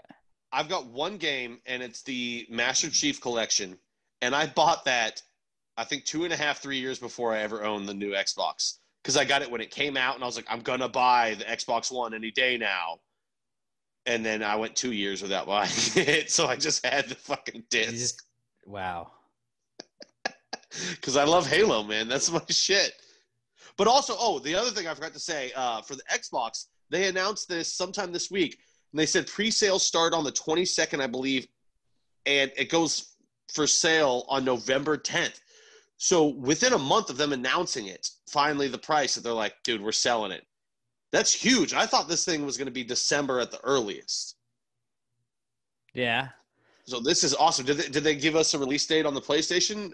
Is it? I assume it has to be this year still. Yeah, it's November 12th. So they're doing it right at the same time. Yeah. Is it just me, or were you shocked at how quickly these are coming out from the price point being released? I usually try to get it in before like Thanksgiving, because like Black Friday, they want people getting their holiday shopping done early. It took so long. When they said, okay, we finally released the price, you have a month. This is why I started saving up like 6 months ago and starting putting money off to the side for it. Like little by little. And I was like, I'm going to be ready. I'm not waiting 2 years. And the second this thing drops, your boy's getting it. Do you know which one you're getting yet? Oh, yeah, I'm a Xbox gamer. That's what I do. No, but are you getting the Series X or the S? Oh, Series X. I'm getting the full power one. Yeah. It's going to suck because the first day I get it, it's probably going to take – actually, that's what I'm excited about is it's supposed to be so powerful. The downloads are supposed to go so much quicker, but I still have to transfer all of my games over. So I'm hoping that still doesn't – like, if it takes a couple hours, it takes a couple hours. I'm not worried about it. But, like, I'm kind of excited that, like, games will transfer in, like, maybe, like, 20 minutes a piece. Like, even Red Dead, that massive file, if that can transfer that quickly, I'm going to be excited. It's going to wiggle.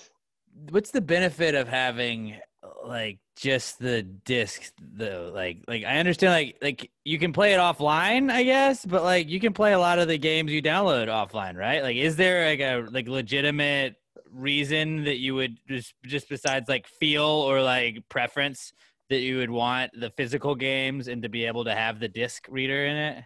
I guess DVDs. Could be wrong. But I think it is just storage space on your device. And then, of course, not having to, like, pop out and then pop in, every time you want to change games. You mean worry about, like, scratching it and then you're never able to play it again? Or like, just having to, like, stand up and move across the room if you're not next to the Xbox to do that. Yeah. But I think the big thing is just storage space on your device. Yeah, part of it's storage, and also like not everyone has the best internet connection, so like having to download those games could take a long time, and just having the physical disc is just easier. Yeah. That makes sense. All right. So, yeah, Xbox and PlayStation or next gen consoles is what they're called, right? What is the name? Is it PS, 5, 6? What are we on now? PS5. PSX. PS5. Okay. That's where, like, I really wish Xbox would have just done that too. Xbox 2, Xbox 3. We got with the 360, well, because they had one, the 360, then the X. one. Yeah. It got confusing because like Xbox 360, Xbox One, Xbox One X, Xbox One S, Xbox Series X, Xbox Series S. It's just confusing. Because people be like, "What kind of Xbox do you have?" I'm like, I don't know, the white one. The second to last one, and then PlayStation's like, "Yeah, we're on the 5 because we're not idiots." It's whatever the first one that they started making white were. Apple did it so good for so long. Like 1, 2, 3, 4, 5, 6, 7, 8. What's the next one? 9? No, X. You're like, what? What? You had it. You had it so good. Why? Nope, not today. Not happening. Now they go X, 11. What the hell happened to the 9? We just ignored the 9. Fuck the number 9. I mean, technically, the X is pronounced 10 because it's the Roman numeral. But people just saw the X, so they would just say X, even though it was technically called the iPhone 10. Like, I feel like what happened is Tim Cook, somewhere along the line, just hated somebody in sports whose number was 9. And he was like, fuck that number. We're going straight to the X. He hated Tony Romo. Yeah. That's probably it. I was like, when that came out, I was so irrationally angry, and I never even planned on getting the phone. Like, I still have an 8. I just upgraded to an 8 a couple months ago. But I'm still mad about them skipping 9. And they're about to release 12. I'm like, no, this is 11. God, all right, let's move on. We all know what it really is. So, yeah, next-gen consoles are Comeback Kid, and our final Comeback Kid of the week is Crawfish, because the Crawfish streak is at 35 weeks.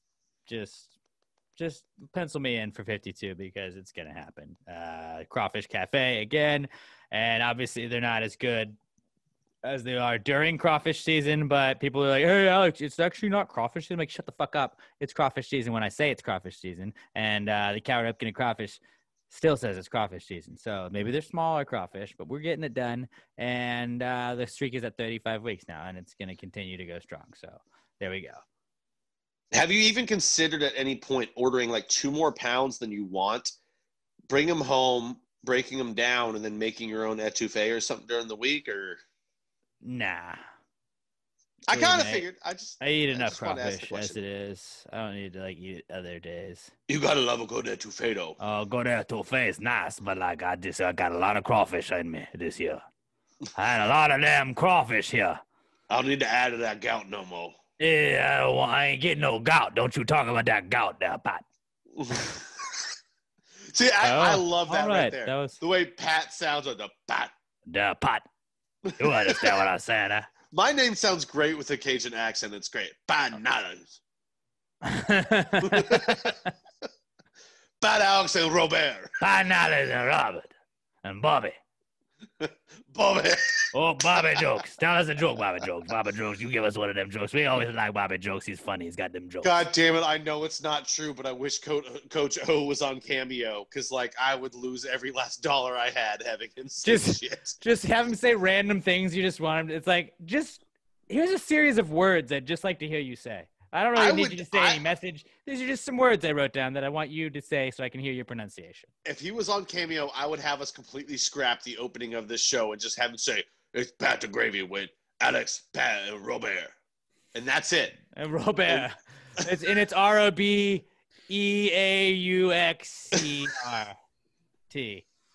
Robert. Just unnecessary Cajun letters there. Like everything just has an A or a U after it. You're like, yep, no, but that works. It goes together. It's beignet. It's pronounced like beignet. Like my name is it's Pato, Pateaux, Pato. Robert's laughing because he knows Pato in Spanish is fucking duck. It is duck. I think you taught us that last week, didn't you? Mm-hmm. I taught us that a while back, I think. Maybe it was last week. I don't know. All right. Well, all these Zooms just fucking zoom together. They do zoom together. And you and I are doing sometimes 3-4 podcasts a week together with the Big Brother podcast anyway. So loving it. That makes sense. Let's get to our What Would Jesus Do segment now. That's where you guys tell us or you guys give us a scenario that Jesus might find himself in if, you know, he were to just come back in 2020. And a lot of people might say we need Jesus in 2020. I'm not saying we do. I'm not saying we don't. But, like, you know, people are saying that. And a lot, we all had those WWJD bracelets back in the day that said, what would Jesus do? But we never got an answer. Like, on the other side, I would always flip it over and be like, maybe this is the one that has an answer. I never knew. So if you guys want to find out what Jesus would do, just send us your questions. Throw them in like today's times and a scenario he'd find himself in. We'll get to the bottom of it. Use the hashtag PTGWWJD to @PassTheGravyPod on Twitter. I'm at Alex J. Middleton. Pat's at NotPatDion, and Robert is at Robert Barbosa 03. Hashtag PTGWWJD to @PassTheGravyPod. This is the What Would Jesus Do segment, and our good friend Jingle Blake Wonder put together this fantastic little intro for us. Jesus, Jesus, what would Jesus do? Jesus, Jesus, what would Jesus do? Put him in a situation in a modern time. If you wrote this jingle, do you think he'd make it rhyme? So think about this crazy world in which we live today, and how would Jesus handle it in any given way? This week's What Would Jesus Do comes from our good buddy Fernando Ramon at Only Big Fern on Twitter. Fernando says, how would Jesus have his eggs? Over easy. Over easy is the best way to have easy. eggs. It's the best way to have eggs. You get the flip. They're not runny, but you still get the runny yolk. You get all the over easy is the best way to have eggs. It just is. I would have thought sunny side up, just because, like, you know, that third day he gets to rise from the dead when the sun comes up. So, he, you know, sunny side up. It's a pretty positive. It didn't necessarily say it was when the sun came up. You just on the third day he rose. That's your interpretation. Actually, I would say that over easy is more encompassing of Jesus, because when but it's not called sunny side up. No. It's when you over easy, when you flip it, it's like the yolk is encased in a tomb. See what I'm saying there? But I think maybe that triggers PTSD, so maybe he doesn't want that. Nah, Jesus. He wants out of the tomb. The sunny side taught him that he could come out of the tomb. There's no PTSD with it, because he knew that's what he was there to do. He was dying for our sins, so there's no trauma. All right. Touche. That being said, he might also go scramble it, because if somebody else is making them, he probably says, you know what, just scramble it for me.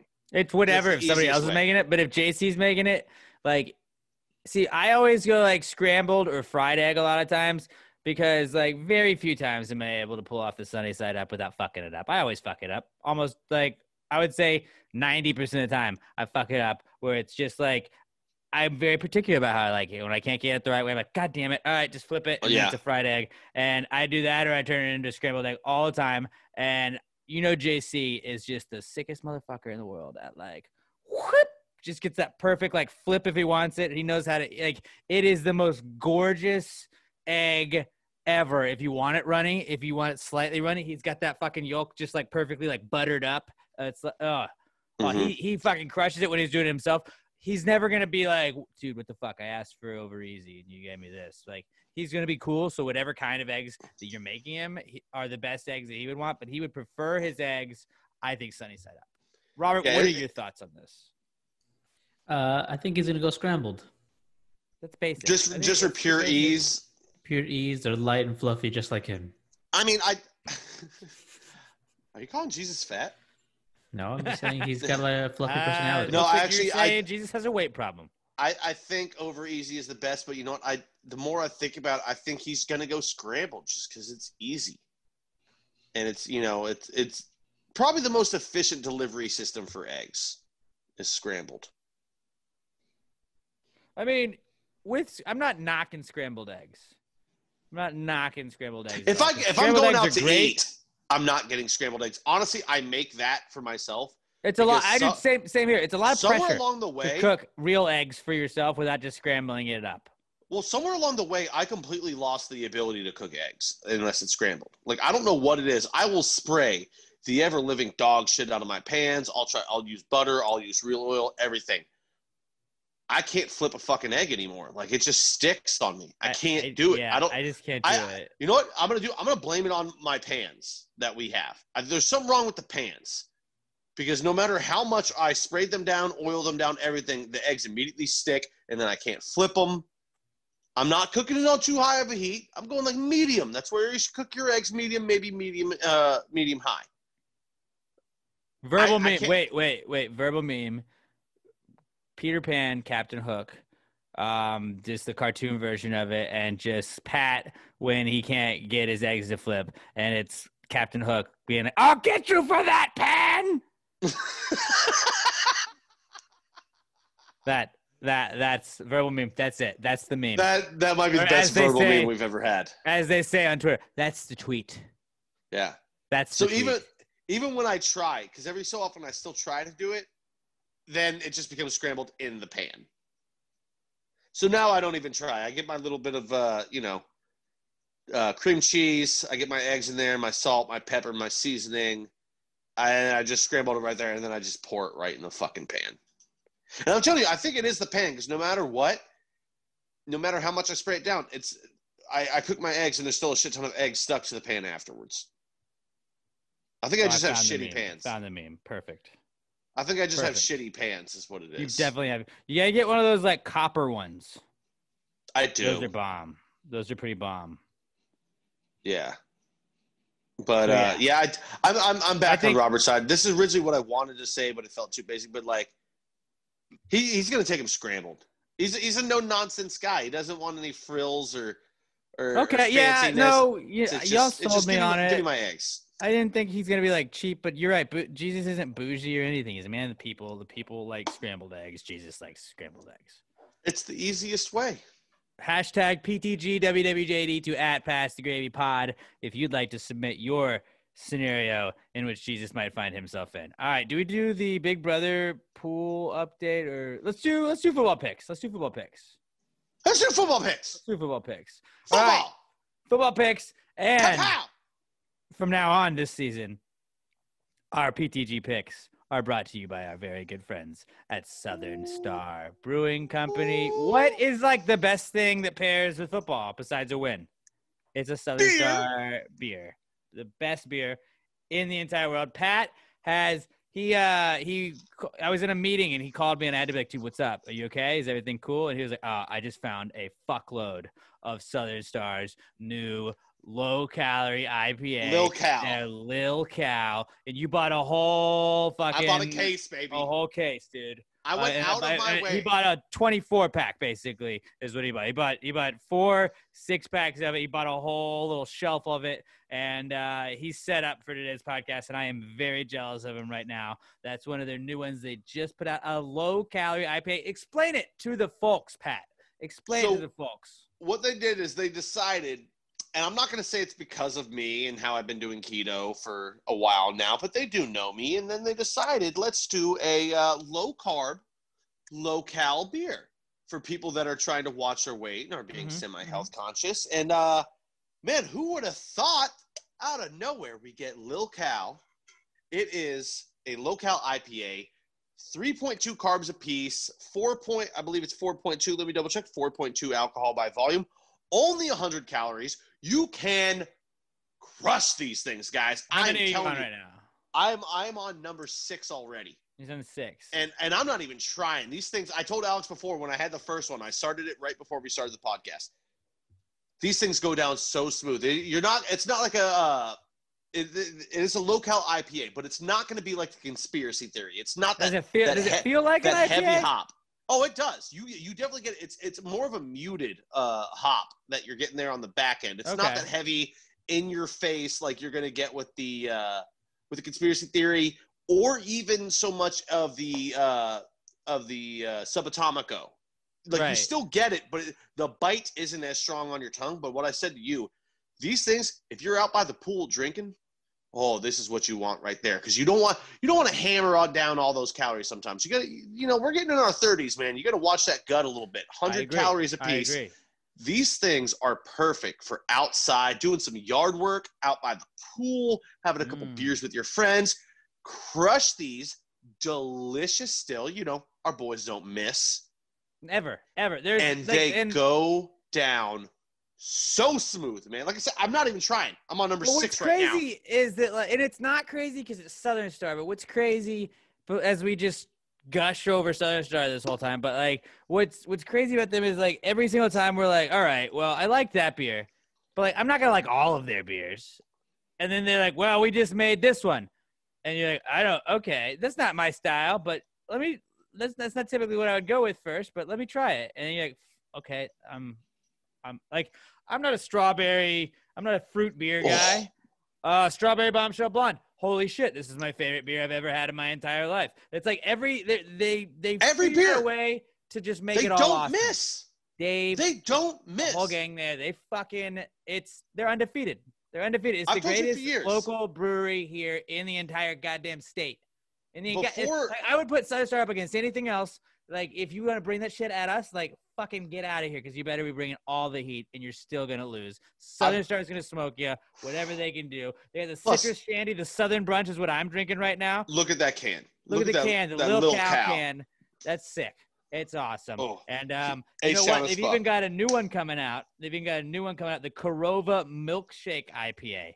The Milkshake IPA. How awesome does that sound? Friday, September 18th at the brewery, 3525 North Fraser Street in Conroe. They'll be having the release party. Now, they are doing very strict social distancing guidelines and policies up at the brewery, only up to 8 people at a table, and you got to wear a face mask. There's no lingering at the bar. There's single-use cups only, but they have that whole outdoor area, and it is massive, so you can spread out nice and easily. And I promise you guys, you will never, ever be disappointed in a Southern Star beer.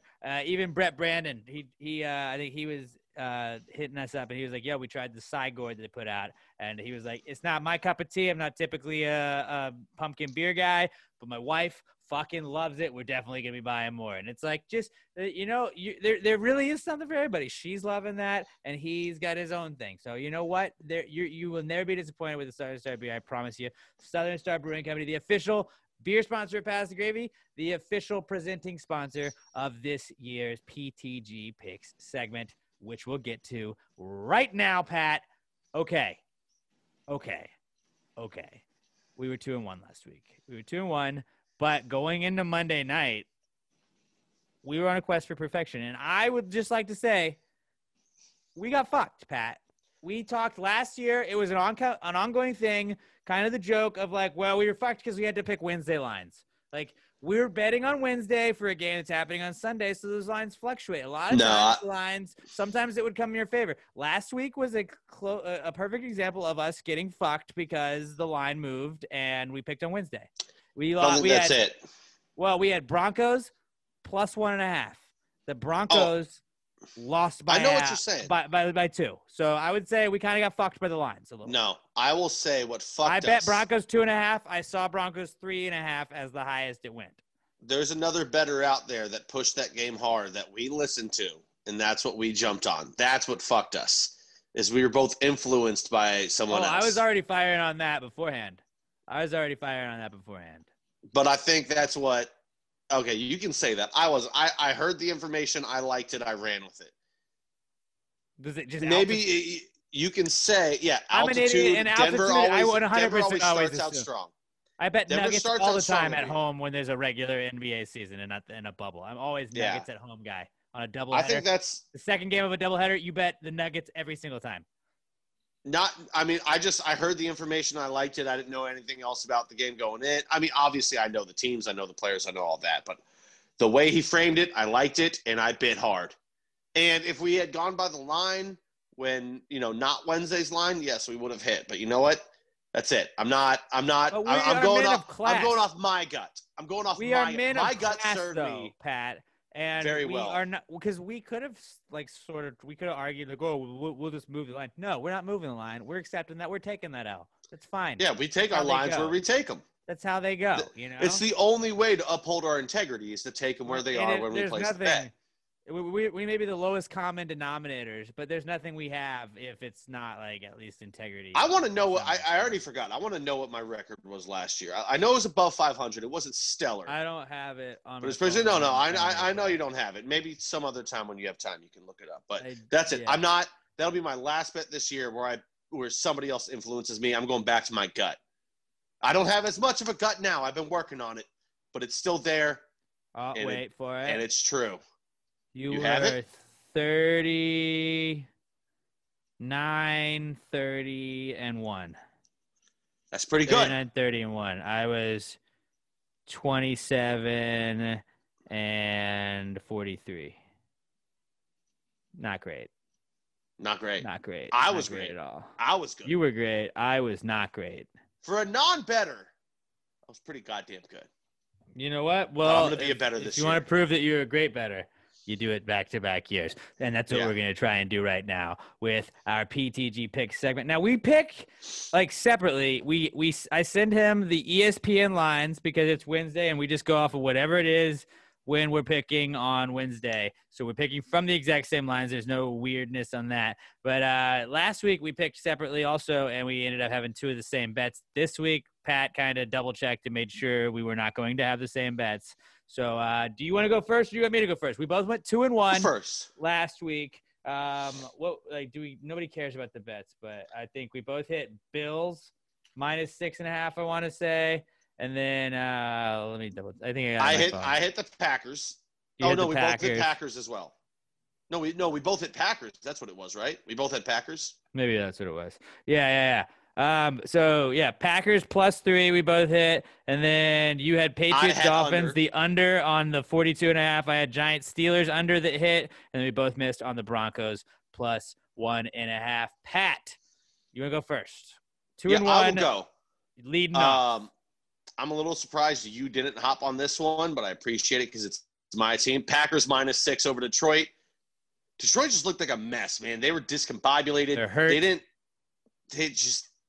have their shit together. Like, they just looked same old Detroit. That's what they looked like. Just same old Detroit. Yeah, basically. They're going to get down, and they're going to chase in the fourth. Taking that, it's Green Bay -6 over Detroit. I'm also going to take Buffalo -5.5 over Miami. We all saw Miami last week. Ugly. Fitzpatrick was Fitz-tragic. Yeah, he was great. He did not look good. And Buffalo's defense, I will say, is as good, if not better, than the Patriots' offense. And defense. And I also think the Bills' offense is better than the Patriots' offense right now because, they've been together longer. They're more cohesive unit. Fair argument. I think this is an easy slam. And then I am going to take Buffalo -5.5. So Buffalo -5.5 over Miami. And I'm going to take one underdog, the Rams +1 over Philly. I know it's in Philly. Philly's offensive line looked Rams. sad.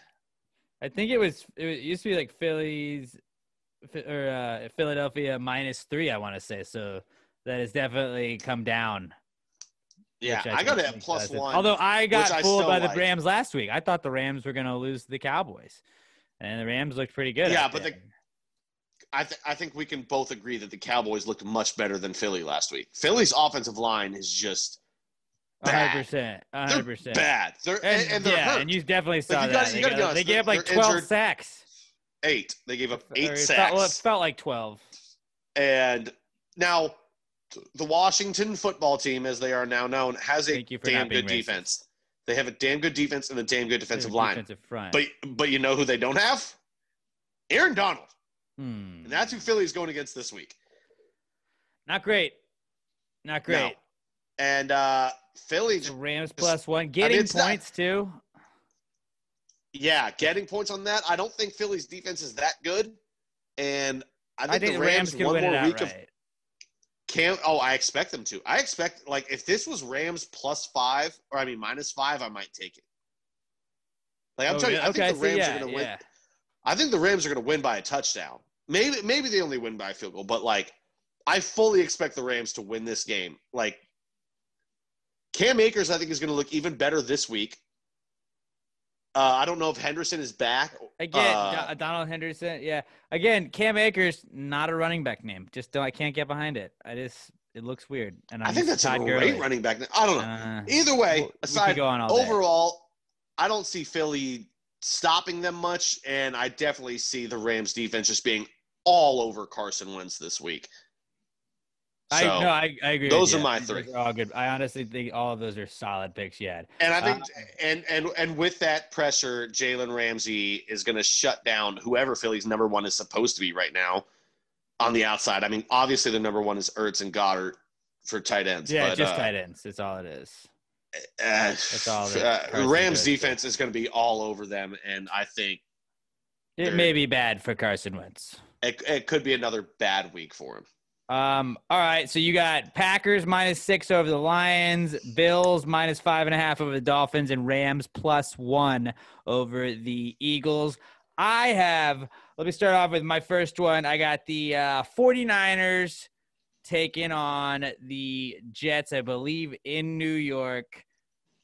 I think that the 49ers, they just the Kittle injury kind of threw them off a little bit. I think Arizona was kind of like a fluky thing. I'm not saying Arizona's not going to be Arizona's not going to be a great team. They'll be a mediocre team. I think Arizona played up to their competition last week, and it was kind of a combination of it being the first week. Everybody wasn't able to play in pads against everybody for 4 weeks like you normally are. I think that the 49ers bounce back. I think the Jets are probably the worst team in the league for sure. Are they? Like the Jets are, I would say, worst team in the league. It might look that way right now. They look like trash. They're going to be in the conversation. I think the Jags are going to have a good chance at being there by the end of the year. And the Jags are undefeated, so yeah. Jets are definitely going to be in that conversation. I would say they're the worst team in football. I would actually agree with you on that. -7, I think worst case, it's a push. I think the 49ers win outright, and I think they win by multiple touchdowns. I think this is a 49ers pretty significant win. And, is that in New York? In the Not that it really matters that much this year, but yeah, they got to travel West Coast to East Coast. I understand that, but they're traveling earlier now with COVID just to make sure and all that stuff. I think the 49ers win pretty handily in this one, and I feel like they'll probably get ahead early in the first half, and then just kind of run the ball and kill the clock in the second half. Yeah, so I think they'll win pretty handily. I called them fluky all episode. I put a curse on their quarterback, but I'm not going to put the curse in effect until just after this week because the Cardinals taking on the Redskins. Perfect number right now. Honestly, if it was Cardinals -7.5, I don't think I'd take it. I think they get the outright win anyways. I think Washington, like you were just saying, your reasoning for picking against Philadelphia, like offensive line, garbage right now. They're just depleted. I think Washington benefited for having Young is awesome, but I think he's young. Chase Young. Chase Young is young, so that threw me off there, right? Talking about how young is, but he's good. Their defensive line is awesome. But I think that they were a product of going against a shitty Philadelphia offensive line that made them look a lot better. I don't buy Dwayne Haskins one bit. Fucking Ronald Jones or Peyton Jones? Peyton Barber. Barber. Okay, same, whatever. But no, Peyton I was Barber's doing that all week back. Too. I was thinking Ronald Jones, but Ronald Jones. He played for the Bucks, but then Barber also played for the Bucks, and they were a team. They were and a the similar colors year. fuck you up, yeah. So yeah, Peyton Barber is like your one back. Get the fuck out of here with that. Terry McLaurin is your fucking receiver. Ooh, dude, don't sleep on Terry. I'm not. I like scary Terry. Terry McLaurin. I have him on a fantasy team, but still. Of all of your picks, this one scares me the most though because as much as I don't buy into Dwayne Haskins, like you said, I do buy into Washington's front seven. And cool, I think they have a chance to get. And I think that'll be a huge difference maker. And but I think they have a chance to get Hopkins. in his face and cause some bad throws. DeAndre Hopkins is gonna fuck up that Redskins secondary. I expect good, but not Arizona great. to win. I don't know if I love 6.5 by a touchdown easily.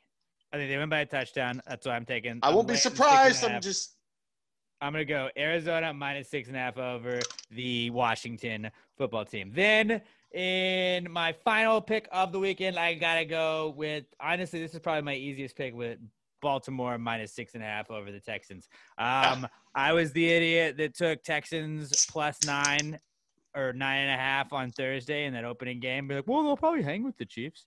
Like, you can't hang with the Chiefs. You can't hang with the Ravens. You're going to get fucking blown out again. And I think Ravens win double digits easily. -6.5 is absolutely nothing to lay down. And free money. I think the Ravens have a better defense than the Chiefs did. So like, okay, you're gonna score less points against the Ravens, and you're gonna give up just about as many. Yeah, you're gonna get blown out. So I'd say they have a similar defense. Losing Earl Thomas, I don't think their defense is insanely impressive, but they got a damn good defense. But yeah, I'm gonna go Ravens -6.5 over the Texans. So I'm going all favorites. I am going 49ers -7 over the Jets. Cardinals -6.5 over the Washington football team, and the Ravens -6.5 over the Texans. Pat's going Packers -6 over the Lions. Bills -5.5 over the Dolphins, and Rams +1 over the Eagles. This has been our PTG Picks segment, brought to you by our good friends at Southern Star Brewing Company. Oh boy, it's like fun as shit to like pick these games, but then I get nervous as fuck the rest of like the weekend. And I was like I was stressing Monday night because I had 2 Monday games that I was picking, and I was like the Giants under. I was like, oh god, please stay. Please. Like, I was like, I know the Giants are going to lose, so let's just not score here and run the score up. Let's just kind of chill, and then we can get that under. And I was like, all right, at least Pat and I can tie now, so we're good. I just didn't want to start behind. Watch me fall behind this week, but we'll figure it out. Well, we're both going to go 3-0 this week, and we'll be fine. We'll be fine. We're just never going to lose the whole season, Pat. That's going to be our pact. We just won't lose. Well, I'm not. We just won't lose a game. That'll be it. Just make sure you're betting mine too, because I want to see you do well this year. We'll just do the exact same bet over and over and over again. No, I'm not betting yours, but you should as well. I should bet yours. Okay. Let's move on to a quick Big Brother pool update. And it's not really brought to you by anybody, but if you are into the show Big Brother, if you got into it because of Pass the Gravy, thank you. If you just watched it anyways, you should definitely check out our Big Brother podcast. It's Pass the Gravy, bro. You can listen to it free wherever you listen to Pass the Gravy. Pat's on it a lot of times. And my wonderful, beautiful, fantastic girlfriend, Emma, is my co-host on it. We also have Chris Hogan, former co-host of Pass the Gravy, that will hop on Pass the Gravy, bro, as well. We do Sunday power rankings that are always fun to yell at each other about who has the dumber ones. And then we recap the eviction episodes. We're also doing live recap episodes on Facebook Live as well. So you can watch the episode, then tune in and watch with us live. Bobby Jokes was doing that last night. He was calling you out for being a slacker, Pat. He's calling you out and saying there's no excuse for slacking off. So for not being there? Exactly. Because I was at work. No excuses. Play like a champion. Robert, why weren't you on? Well, it also wasn't just me. Emma was also like no free pass for either of you. Emma did say some things. I gave you guys a pass, to be fair, and then Robert said, all right, let's record one at 3:30 on a fucking Thursday. What do you guys think about that? We can figure it out. That's not when the show is. Yeah, the show doesn't matter when the show is. We can do a update episode. A recap after it. Shut up, okay? Shut up. I hate you. Just settle down, Pat. Don't be so mad. But let's tell you about what's going on in the Big Brother house. Now, last week we had who went home? Bailey went home, which means Brandon Whitehead is out of the Big Brother pool. You're not winning any free gear from the Pass the Gravy merch store. Then we got Danny, who won head of household. So Allison Marson is safe this week. And then we have 2 people on the block after last night's Weird Tuesday episode. It was a good Weird Tuesday episode. It's just not usually on Tuesday. So we had the random Tuesday podcast. But Tyler or Ian are going home this week, which means Matthew Hadamio, who's represented by Tyler, or David Ruiz will be knocked out of the Pass the Gravy Big Brother pool after tomorrow's episode. That has been our Big Brother pool update, brought to you by Pass the Gravy, bro. Listen to it wherever you're listening to this current podcast. And while you're at it, also go hit that subscribe button to Robert's podcast. A recent study suggests I need to send you one. I saw one that was pretty weird that I'm not going to explain it to people because if you use it, then it ruins it. But I'll send you something. But you had a friend of the podcast, Phyllis, on your podcast this week, and that sounded. I just started it before we started recording, so I haven't gotten to listen too much into it. But it sounded like a pretty good start that y'all were off to talk about plants this week. Yeah, it was super fun and really nice to hear from her. And good. Sam, from what I've seen in her picture, doesn't look like she's maybe the best at taking care of plants. She loves plants, but some of them are. They don't love. They don't love her. Maybe. Oh. Okay. I saw a study the other day, Robert, that says if you listen to Pass the Gravy Network podcast, that you actually get bigger penises and breastises. So maybe delve into that one. Well, that sounds like science. So you guys should all probably do that. But yeah, recent studies suggest pod. Time Machine with Andrew Green. Pass the Gravy, bro. We got the Weekly D podcast as well. All of those on the Pass the Gravy podcast network, obviously, along with Pass the Gravy. Let's tell you guys what's not cool this week. But before we do that, let's tell you guys about our very good friends over at Alamo Remedy CBD, alamo-remedy.com. Make sure you use our promo code at checkout, PTG, for 10% off of your order. What a great deal. They are an amazing CBD company. They got gummies, they got lotion, they got the tincture oil, they got the capsules, and all of their stuff that is not the hemp flower is priced at $17.99. It contains 250 milligrams of CBD, which is almost 50% off of the national brands. They know you guys are going to love them like we love them. Pat's rubbing some of the cucumber on his back. Gotta get them shoulders, bro. Dude, my ankle's been fucking me up. That's probably what we're going to talk about. Might not cool, but my ankle's been fucking with me. So I've been rubbing some of the Alamo Remedy on it, and it's definitely helped. And I'm telling you guys that like, you're going to want to eat the cream you get. Don't do it. It's not edible, but it smells fantastic. They also have the hemp flower that you can get. It looks like weed. It smells like weed, but it's not. And it also, you can smoke it. You can cook it. You can do all kinds of things with it, but it gives you the chill, mellowed out mood without any of the fogginess or like mental haze you get in. So you can go to the grocery store without being like, oh, what? I couldn't talk to anybody. The awareness is going to be up there, heightened awareness and all that stuff. I promise you, you will love the new hemp flower. And whether it's the tincture, the gummies, the capsules, you're gonna love all of it. I know Josh Tree was posting that he was chilling out after a long day of work. He put the kid down for bed, and then he popped one of the Alamo Remedy gummies. I know those are legit. Believe me, I've tried quite a few of them. Try one at first, and then see maybe if you want to try more than that. But I think one is usually enough for me. So Alamo Remedy CBD, alamo-remedy.com. Use our promo code PTG at checkout. It's PTG at checkout for 10% off your order. Alamo Remedy CBD. Follow them on Twitter and Instagram at Alamo Remedy and at Alamo Remedy CBD. Let them know if you're supporting the people supporting the podcast. alamo-remedy.com. Promo code PTG at checkout for 10% off of your order. The best CBD in the whole world and the official CBD sponsor of Pass the Gravy podcast. This, guys, is the Not Cool segment. Not cool, man. Dude, that's not cool. Not cool. Not cool. Dude, that's not cool. Not cool, man. Dude, that's not cool. Not cool. Not cool. Dude, that's not cool. Not cool. Not cool. My not cools. I'll start off with one of them is just football and the English Premier League both came back. NFL and Premier League came football back. And football and football. Right? You guys understand what I'm saying, isn't it? I don't know. I was fucking terrible. That was bad. Yeah, that was the English Premier League. Yeah, I don't know. I was doing it on the fly. The English Premier League and NFL came back this weekend, which was awesome. But that also introduces the ability for both of my teams to lose in the same weekend, and flawlessly the two of my favorite teams that I have. You know, I was usually just emotionally invested in the Giants heavily. And then a couple of years ago, I was like, what if we just got also emotionally invested in a soccer team that is notoriously not good, Alex? That'll be great for your mental health. And you're welcome for that, by the way, buddy. And now here I am, and I care too much. And fuck, both of them lost already. So we're 1 week in, and we're already 1 for 1, and Alex's team's both losing on the weekend. You mean you're 0 for 2? 0 for 1 on weekend, or 1 for 1 on weekends, I mean, where both of my teams lose. Yeah. Which is just like, it's like a double sad weekend. So fuck that. And I'm happy that both of the sports are back. That's just one of those things that sucks because then I just get sad. Then my next one is Tiki Barber. This was an added one that I put in right before the podcast.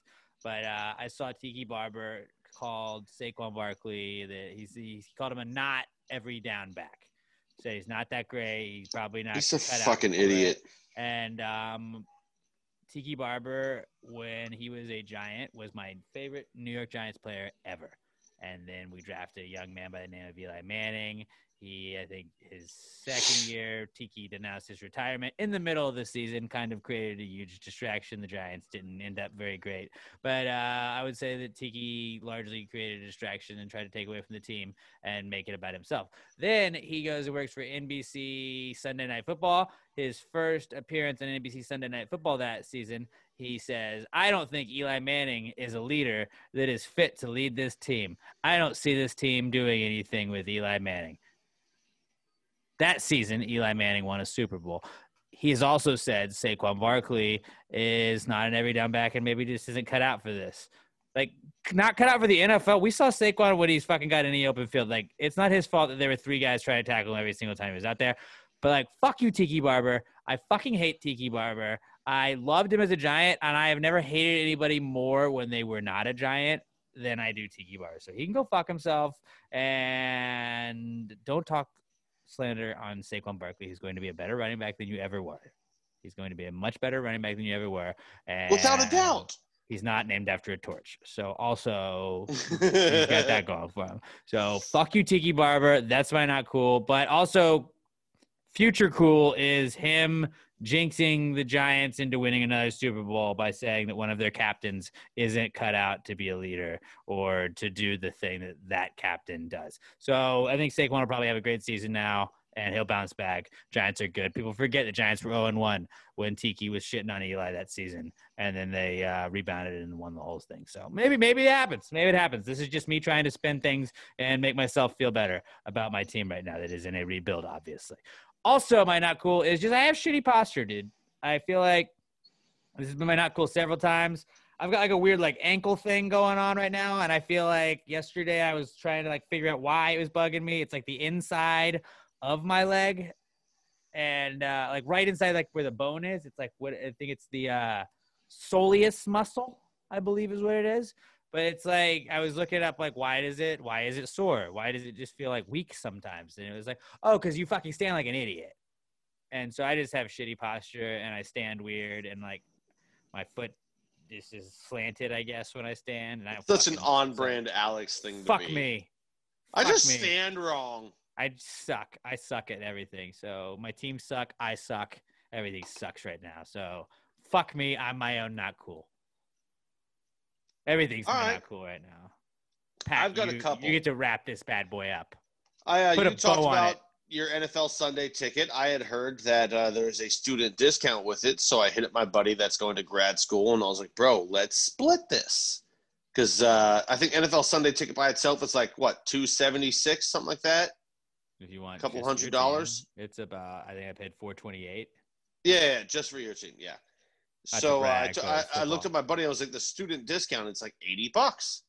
So I hit up my buddy and I was like, dude, you want to split this? It'll be super cheap. And then I looked it up. It's like, yeah, if you get that one, it's only one screen and it's location dependent. So like, I think you have to be on campus. And I was like, well, all right. My first not cool is me not being able to cheat the NFL. They outsmarted me on this one. I'm telling you, of all of the NFL or all of the like sports packages, NFL Sunday Ticket is the most strict one. Like, which is smart. They're smart. There's certain leagues I'm not that mad I won't at name. There's certain leagues that I won't name that let's just say they play other sports, not the NFL. There's other ones, and maybe there's a shortened 60-game season of this season. But they'll let you watch like on 4 screens, dude. You can watch on 4 screens of that. I share with one of my buddies. It's awesome. Yep, that I'm like watching multiple games. Like I'll have an iPad on. I'll have it on the Apple TV. Emma will have an iPad on a different game. He'll have one on where he's living. Like we'll all be watching, and it's great. NHL, same way. They let you have like I think like 4 or 5 people watch it at the same time. You just said NFL, you don't want to name leagues, and then you named a league. Well, I didn't name the other one that I didn't pay for. So we're good. We're good. So Robert, bleep that out. Yeah, but no, it makes everybody sense that heard because it, forget you heard it. The NFL is king. The NFL is like charge what they want. You want to log out of your iPad and go watch it on your Apple TV? Go fuck yourself. Wait 10 minutes, motherfucker. And you're like, wait, I'm not logged in. And it was like, well, you're logged into 2 devices. Fuck off. And like, they make sure you're not sharing it with anybody. You're watching it with just you. I'm not mad at it. I get it. You know, they're king, so they charge what they want. I spend so much money on Sunday Ticket, though. That's like one of my biggest expenses every year, I feel like, other than like actual bills. But like I think that like I feel like obligated to watch NFL Ticket. So I'll just have like a random 3 p.m. game that I don't give a fuck about on. It's like, I don't know. I really got to see if the Cardinals can come back and beat the Raiders. And then, like, I'll sometimes just throw on, like, the Red Zone channel just to have it on, but I'll throw it on the NFL Sunday Ticket Red Zone channel instead of my own Red Zone channel because it's like I'm paying for this one. I just find alternative options. I liked alternative options until, like, sometimes they crash, and they're not. Oh, they crash a lot. Right. They're terrible.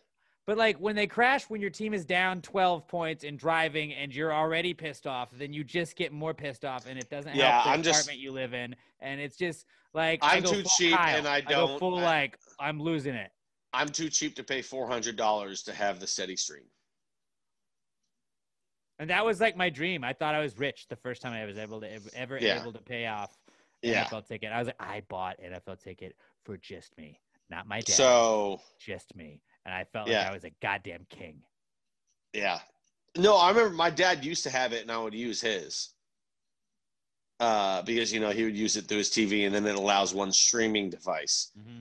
But then he said somewhere. I mean, and it makes sense. Or somewhere along the line, he just goes, fuck it, I'm not paying for it anymore. And I was like, you dick.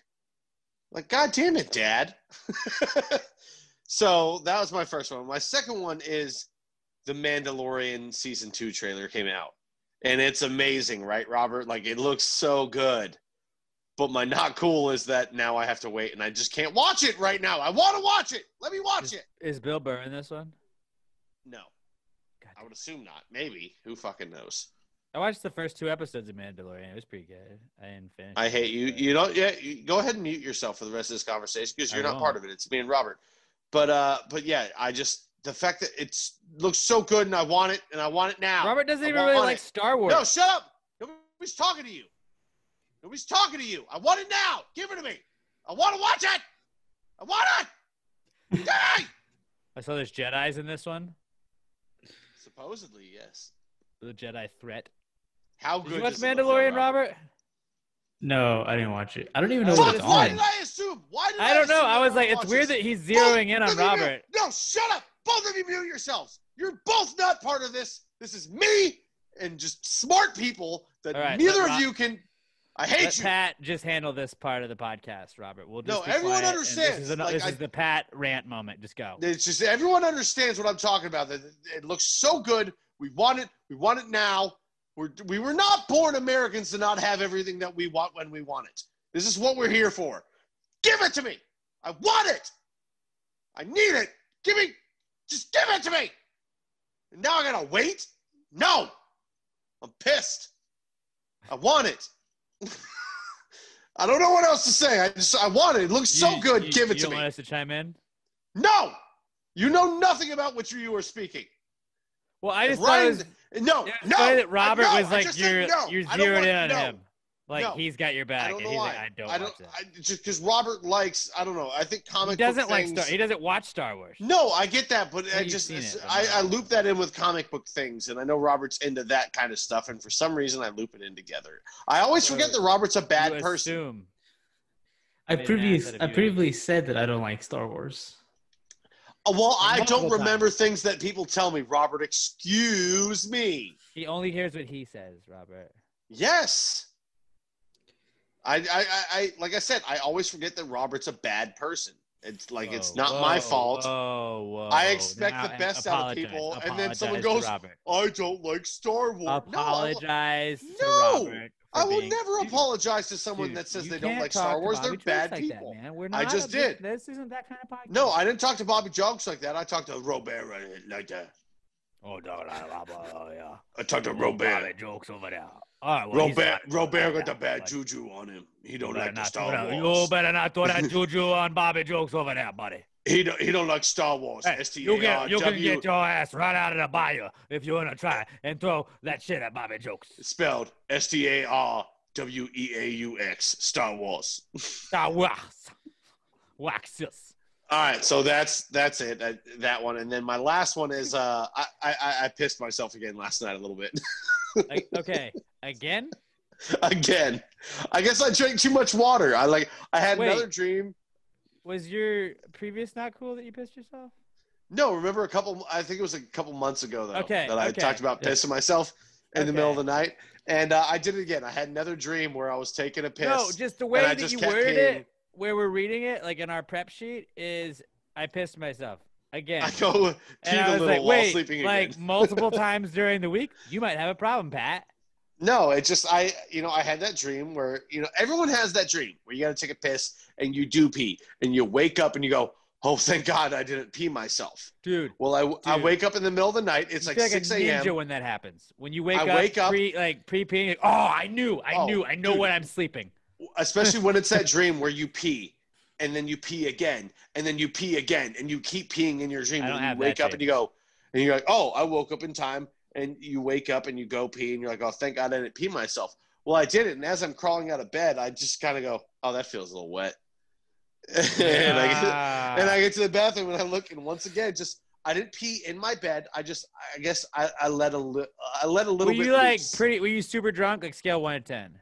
No, not at all. I didn't drink at all last night. That's weird when you're not drunk. Well, I drank a lot of water. I've been drinking a lot of water lately. Sick brag. And before I went to sleep, I killed the last bit of my gallon. I killed the last bit of my gallon for the day, and I peed before I went to sleep. But it was like 6 o'clock in the morning. I wake up and I was like, oh, I got to pee because I just had that pee dream, and I was peeing a lot in the dream. And I wake up and I go, and before I even got to last time when it happened, I got to the bathroom and I pulled down my boxers, and as I did, I could feel the wetness. This time, as I got out of bed, I was like, yeah, I peed a little bit. And I go and I piss, and I sat down to pee because it's 6 o'clock in the morning. I'm exhausted. I was up till 3. And I sit down, I pee, I do everything. I go back to, and I left my lights on. I checked my covers, no pee. I was like, cool. Threw the boxers in the corner and just fucking went back to sleep naked, and I was good for the night. But I pissed myself again while sleeping. That's why not cool. I had a friend that stayed over at a chick's house one time and was a little drunk. At least if you're drunk, you can excuse it away. I was just like, I drank a lot of water. I remember him texting me like, yo, stayed over at so-and-so's house, and I woke up in the middle of the night, and I had pissed the bed, and it was her bed. And I was like, what'd you do? He's like, I just bailed. I'm walking home right now. No, and that's I was the like, worst wait, thing what? What is it? Oh, I just bailed. I was like, why? Because now she's going to think it was her. I was like, but she's going to realize, like, you're gone. And he just fucking completely blamed it on her and, like, didn't ever fucking bring it up to her.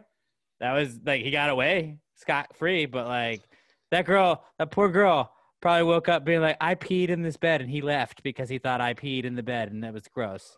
Or she was like, this dude pissed my bed and left to frame me. I would hope that's what. Hold on. Did she ever contact him again for more sexual activity? Because if not, she was like, this motherfucker. I do not know the answer to that, but I do not believe so. Yeah, so she knew it was him. They definitely were contacting. They definitely contacted each other later on. If he had stayed in the bed and just kind of like tried to shift it to where like she was in the middle of the puddle, he could have got away with it. But when you just leave the crime scene, you're always guilty. It's like leaving a hit and run. Yeah.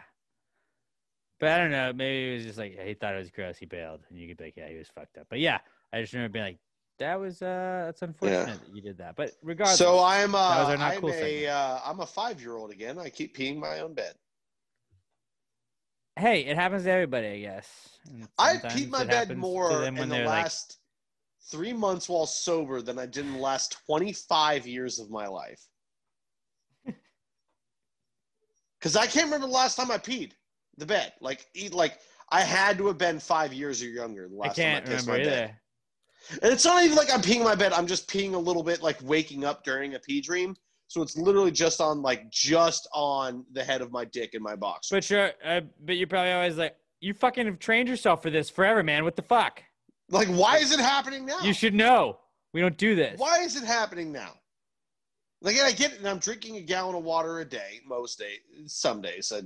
I probably hit about 80% of days, but, like, why? Why? Like, why? I don't know what else to say, but why? I get I'm tired of peeing on myself, guys. Lowest common denominator. We've said it many times. Like, if I was drunk, I could accept it, but doing it sober is just demoralizing. We're the podcast for the lowest common denominator. Yep. All right. Oh, actually, you know what helps, though? When you pee your bed, you should probably hang up some Little M air fresheners. That would very much help, and a Little M air freshener is going to help in any scenario you ever find yourself in, especially if it's a classic piss your bed situation. You got to hide it. I wouldn't rub the Little M air freshener on the pee because I don't think that would do so much, but maybe, it helps mask the pee. That's what we'll say. But it's a great air freshener. My favorite air freshener, the best air fresheners in the entire world. My favorite is the Out of This World design. It looks like it's in fucking space. Every time you look at your car, like when over my rearview mirror, I'm always like, I'm about to fucking blast off into space. I feel like, Robert, you'll get this reference. Millennium Falcon. Oh, yeah. Nailed it. Yeah, another Star Wars reference for you. You feel like you're in the Millennium Falcon heading into hyperspace right there. But it's awesome. I promise you there's going to be an air freshener that you're going to love. And the Fresh to Death is probably my favorite scent. Miami Beach is also a very good one as well. If you order $10 or more, you're going to get free shipping as well. So it's like 5 air fresheners you buy. You're going to get free shipping on that. Why wouldn't you spend $10 on the best air fresheners in the whole wide world? A lot of people are driving around with those baby back bitch little green trees, and we all know that's just absolute insanity because they cut down tons of trees to just make one of those little trees, while Little M air fresheners doesn't put their air fresheners in the shape of the things that they murder. They put them in great circles because the world is a whole circle and we're all one world, and we're all one. That's what it is. That's really what their whole MO is. And they also aren't just chopping down trees left and right like those stupid little trees are. They're actually planting trees because they buy birdseed and they throw the birdseed at every sale that they make, which eventually is going to grow weed, which is sort of like a tree. So round up, they're planting trees. Little stupid green trees are tearing up trees. Why wouldn't you want to support the Earth, huh? What are you, Team Earth or Team Not Earth? Because if you're not Team Earth, go to fucking Mars or Jupiter, or where the fuck you want to go. Fuck you. Yeah, go to Jupiter and get more stupider because you're pretty stupid right now if you don't want a Little M air freshener in your car. And guys, fellas, listen up, ladies, take a break. Fellas, go take your girl's car. Get it washed, get it detailed, order a Little M air freshener. You're going to get that bad boy. You throw that bad boy in the front rear of your mirror. You're going to take her car. It's going to be nice and clean. And she's like, oh, my God, this is the coolest, sexiest, best smelling car ever. I love this. And you're going to get so much WAP. That WAP is going to be you're going to be getting that WAP all night long, fellas, when you put a Little M air freshener in his car. And just remember, I told you guys. So give me, just give me that dap emoji or the handshake emoji, and I'll know. We'll know. But Little M air freshener is the best air freshener in the entire world. The official air freshener sponsor of Pass the Gray Podcast, littlemshop.com. That's littlemshop.com. Little M air freshener is the best air fresheners in the entire world. The official sponsor of this week's Answers segment, which we're about to get to right here. If you have any thoughts at all, there's no such thing as a stupid question, as we say on Pass stupid the people. Baby. I don't say that. Pat says that. I don't. I do a lot. But there's no such thing as stupid people. There's no such thing as stupid questions. Just stupid people. No. Whatever. You fucked it up. Yes. I'm trying to do it. Drinking and I'm drinking, but whatever. If you got a question, I didn't fuck it up. You got a high thought. You got a high thought. You got a drunk thought. You see something on a billboard. You see something online. You want to hear what the Gravy has to say about it. Hit us up. #PTG Answers at Pass the Gray Pod. I'm at Alice J. Milton. Pat's at Not Pat Dan. Robert is at Robert Barbosa 03. Use the #PTG Answers at Pass the Gray Pod. And you can also email them to us at answers@passthegraypod.com. Although we do check Twitter first. Let's get to the Answers segment now. Ooh. Well, if you just answer the question, why don't you just answer the question? Be honest, no big deal. Yeah, answer the question. Don't change the subject, just answer the fucking question. It's like, what's the question? Answers. Any questions? Our first question this week comes from our podcast son, Skylar Lester. Oh my God, it's Skylar! There we go. So Skylar says, do refrigerators in Antarctica keep the food warm? At OMG, it's Skylar, by the way, on Twitter. He says, do refrigerators in Antarctica keep the food warm? I guess because it's so cold, it's like, why would you need a refrigerator? I understand what you're saying, but no, food still needs to stay refrigerated to stay fresh. But if you're in Antarctica, does it really? If it's always cold there, if your refrigerator temperature is warmer than the air outside, I would say it does keep it warmer. No, you're still keeping it cold. You still have to keep the food cold. But what if everywhere outside of where the refrigerator is colder? No, that's fine. But you still have to keep the food cold. You cannot keep food warm or else it grows bacteria. Do y'all do this in like a microwave? Like when you try and keep like, if you made pancakes, would you just put it in like the microwave and close the microwave just to keep the heat? No. I've seen people like go do stuff like that, and it's like, kind of a weird fucking thing is that? And by the way, don't do that. I've seen people do that. You're trying to flip the question and say, does it keep the food warmer than outside? He just said, does it keep food warm? Because he's thinking here the air is hot, refrigerator keeps things cold. There the the air is cold. Well, like so, does it say keep you it got opposite? a burger, No. you just show up in Antarctica. There's a refrigerator there, but it's warmer than the actual temperature. No. Of the air. His question is not warmer. He said, does it keep it warm? No, it does not. It still keeps it cold. May not be as cold as the outside temperature, but it keeps it cold because it's the only way to keep bacteria out of your food. All right, fine. You don't want to keep enchiladas at 96 degrees, all right? After a while, them bitches are going to turn bad. Some people like to live dangerously, Pat. Not with sour cream, you don't. Some people do. Moving on. Our next question comes from Brandon Whitehead, at Brando Whitehead on Twitter. Brandon says, a werewolf that doesn't know that he is a werewolf. Is it an unaware wolf? Not necessarily. Absolutely. Because I think an unaware wolf. Teen Wolf was an unaware wolf at one point in time. You become an aware wolf, but at one point you are an unaware wolf, and then you become a werewolf, and then you just are a straight up werewolf at that point. Well, I would say Teen Wolf is one of the few that wasn't a werewolf because he understood what he was. Most werewolves, they wake up the next day and they're confused. Why am I naked? Most werewolves aren't aware that they are werewolves. They're confused. They keep waking up after a full moon. They don't know what happened. Actually, yeah. I mean, they are unaware wolves. That makes sense. They are unaware wolves. I would say most are unaware wolves. There are very few that are aware wolves. Okay. So yeah, unaware wolves. After a while, actually, at first they are unaware wolves. After a while, they figure it out. They got to be aware at a certain point, but yeah. Yeah, you figured out after a while that there's murders going on in your town, being clawed to death, and then you wake up covered in blood every full moon. And you got to fight vampires or shit like that, or whatever they do in Twilight. Yeah, so vampires that don't know, or not vampires, werewolves that don't know they're werewolves, they are unaware wolves. They're unaware wolves, which I like that. I like that a lot. Moving on, our next one comes from Todd Voss, our reigning Past the Gravy podcast MVP at _scene_by_TV on Twitter. And Todd says, do we consider most churches to be Past the Gravy podcast fans when they're all full of pews? I thought about this, but I wish they were. But I gotta be honest, be a boomerang situation as well. And on Twitter, it got taken away.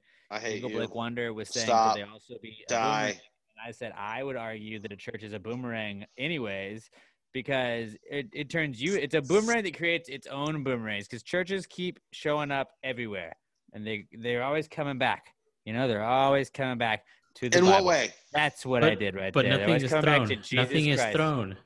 Things can come back, but it's got to be thrown. My faith is thrown. Sometimes I'm doubting. And in then what I way? throw my Explain faith, yourself. And the faith comes back to me.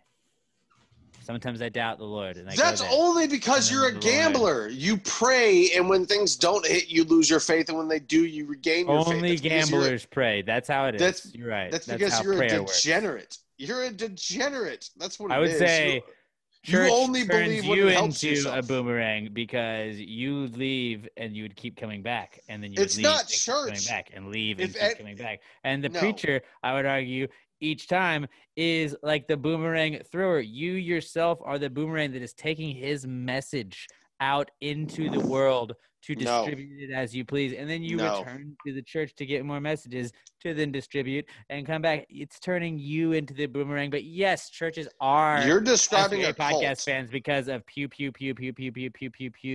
that are all up in them. And then also we have the What Would Jesus Do segment. So I would say we are. A lot of people are saying we're the number one Jesus I'm reclaiming podcast. my time. It's not a thing. It's not a real thing.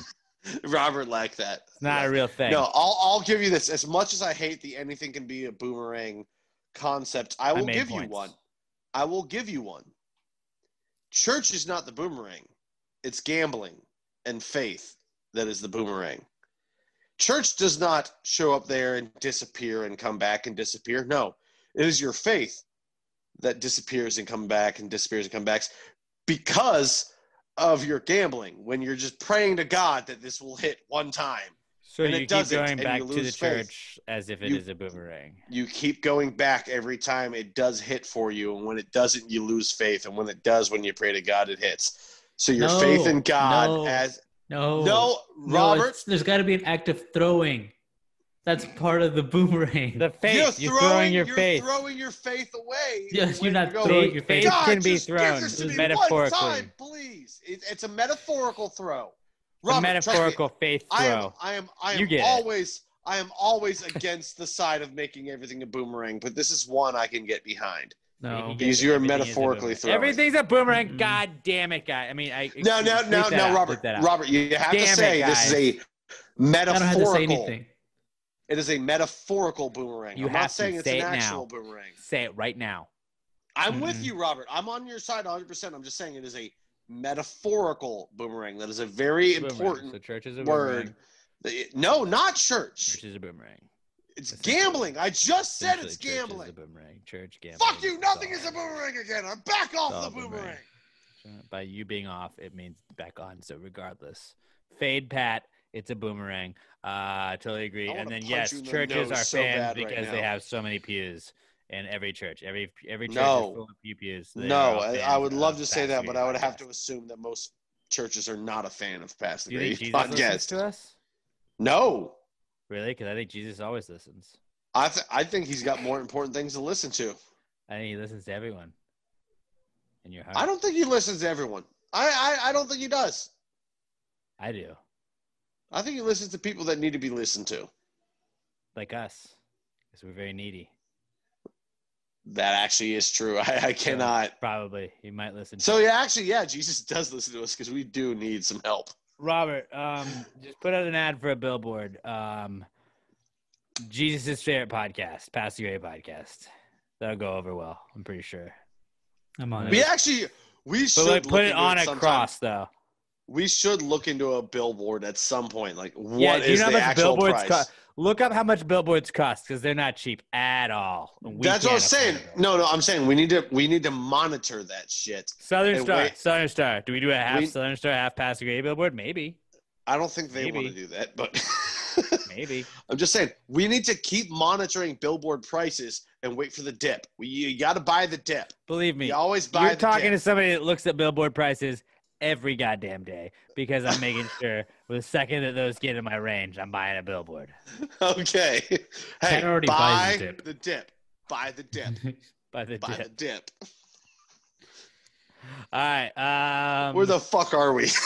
Do we consider most churches to be Pastor Grady podcast fans? Yeah, sure. Why not? Yep. Yeah. Moving on. Josh Posadas. Priests are usually pretty funny people. At Josh_Posadas on Twitter says, should I take a flamethrower with pink or blue flames? Or should I take a flamethrower with pink or blue flames and burn the polar ice caps for my future child's gender reveal party? No. No, don't do that. What do we say about gender reveal parties? We don't do those. No. Like, hey, if you want to take a flamethrower and light. No, actually, no. I was gonna say you could light the pinata on fire, but no, we're not doing fire anymore. No. You could light up the hopes and dreams of many girls that are trying to empower themselves. Maybe think about that next time, guys. You can do that, but do you want people to call you California? That's what you have to ask yourself. You gotta ask yourself that. Do I want to be California? I don't think you do. You want to be the Red Hot Chili Peppers? I don't know. Don't know. That's actually pretty cool. You be the judge. All right. That's not Danny, California. Just California. Well, a lot of people don't know that the Red Hot Chili Peppers are from California. I think most people assume. Are you sure? Moving on. We're also they're going to be from Idaho. I thought so. They sound like they could be Idahoans. Our final Dream question. Of Boise, Idaho. Our final question comes from Ranel Gallardo at Ranel Gallardo on Twitter. And Ranel says, threatening a lawsuit, the adult version of I'm telling on you? Fuck yes. It kind of is. I'll sue. I'll tell my mom. That's the exact same thing. And it's said in the exact same Because it's basically like the grown-up version of like, do you know who my dad is? It's like, because usually that's like, my dad's a lawyer. You're like, God damn it. Now you're going to sue me because I tried to fight you at a bar. Damn it, Chad. I would say there's about like 100%. There's about like 5 or 6 like phrases I feel like that is pretty much equivalent to yes, though. So that is one of them.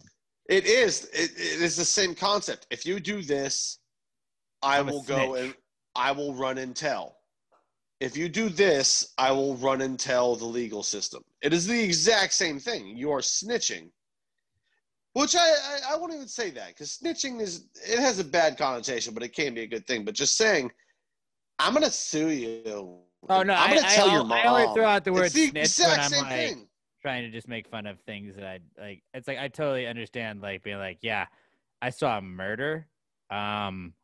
This is who it was. That's like, yeah, no, that's not a snitch. That's somebody that's just fucking helping solve a fucking murder. But like, yeah, snitches are the people that is like backyard, like barbecue Becky versus like if you're calling the cops on your fucking neighbor all the time or shit like that. Like that's a fucking snitch.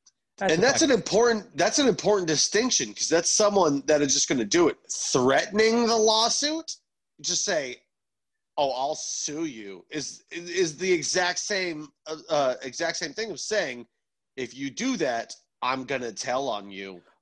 But also, threatening the lawsuit is different, because then I stay away from that person. If you give me the lawsuit, I'm like, I fucking hate you, and now there's a fucking lawsuit on my hands. But it's also like the person that threatens the lawsuit, I feel like even though they're not actually so much worse. The lawsuit, I just think they're way worse. They're like, so much worse. You're being that guy now, like, okay. Because if you're gonna file a lawsuit, there are people that are pieces of shit that just file lawsuits frivolously, and they just like myself, file it to cause people fucking problems. I'm an expert in bird law. And but if you're the person that just goes, if you do this, I'll file a lawsuit. I'm gonna sue you if you do this. You're the kind of person that's just such a fucking pile of dog shit that like, I don't think you're gonna do it, because filing lawsuits are a pain in the ass. But to be the kind of person that's like, if your dog poops on my lawn one more time, I'm gonna file a lawsuit against you. You're like, really, Karen? I'm gonna lawsuit you. Like it's a fucking dog. It pooped on your yawn. I'm gonna pick it up. Your yawn? What? It pooped on your yawn? I believe I said yod. I said yod because I don't know words anymore. No, it sounded like yawn, but I'm pretty sure I said yod because I tried to say yard but fucked up the word, but still finished it. Accent? You just picked up an accent randomly? Oh, the dog pooped on your yard. Okay. No, we do that. You're right. Good point. We did do that. So yeah. That's pretty much the equivalent of saying I'm going to tell you. It is. And just like on the playground, that person is the worst person in your life. That person totally takes the ball and goes home. I'm going to tell teacher. I want to be the quarterback. I'm all-time quarterback. You're like, no, you're not. Like, I'm taking the ball and I'm leaving. And God damn it, this person. Like, well, you suck at throwing, so you can take the ball, but we'll just play something else, and you won't be here because we hate you. Yeah, well, you realize that we're also in class with you the rest of the day, and I'm going to fucking make it miserable. And that's how kids... You understand I sit behind you, right? Like, I'm going to flick you like in the back of the head. Them. Yeah, like, I can totally see how, like, kids are assholes from, like, getting bullied in school, but I can totally see how... Some kids bring it on themselves. I can see how people are assholes from being bullied, and I can see how bullies are assholes for bullying, but then there's also, it's like, that guy kind of is, like, that guy never got bullied, so he never realized that was fucking... You shouldn't do that. Not saying it's not like, I don't know. I'm not telling anybody how to do things, but it's like, there's some things that you got to realize that people are going to make fun of you for. And you just got to be kind of like, that's a big part of growing up is just be like, I don't give a fuck what you say, dude. Yeah. I don't give a fuck. And now if it's a lawsuit, that's just totally different because you have to give a fuck. But then like, and just teaching your kids that if they're an asshole, they could be punched in the face. Like there are real life repercussions. Fuck Tattletale Kid at school. Oh. Fucking hated Tattletale. That's exactly who this is. Tattletale Kid is I will agree. sue. Bring it back full circle, but yeah, we are the lowest common denominator. That's our opinion on that. Is that topic. Our band name? Yeah, that's our band name. Yeah, lowest common denominator. LCD sound system. LCD is what they'll call us.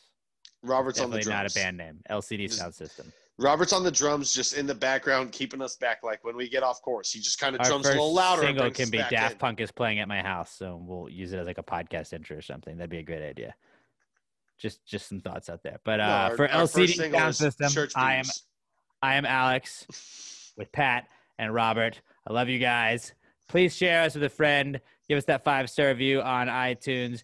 If it's Past the Grade Podcast, just give us a 5-star review and then just roast the fuck out of us in the comments. The funniest like roast of us will win a award at the end of the year. I think we'll maybe be able to, like, we should probably be able to do an in-person, maybe socially distanced in-person.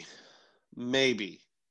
Spooktacular Spooktacular. Let's aim for the Spooktacular. I want It's December, right? Hey, well, let's just put our hopes. Hey, throwing the hopes out there right now. They'll work.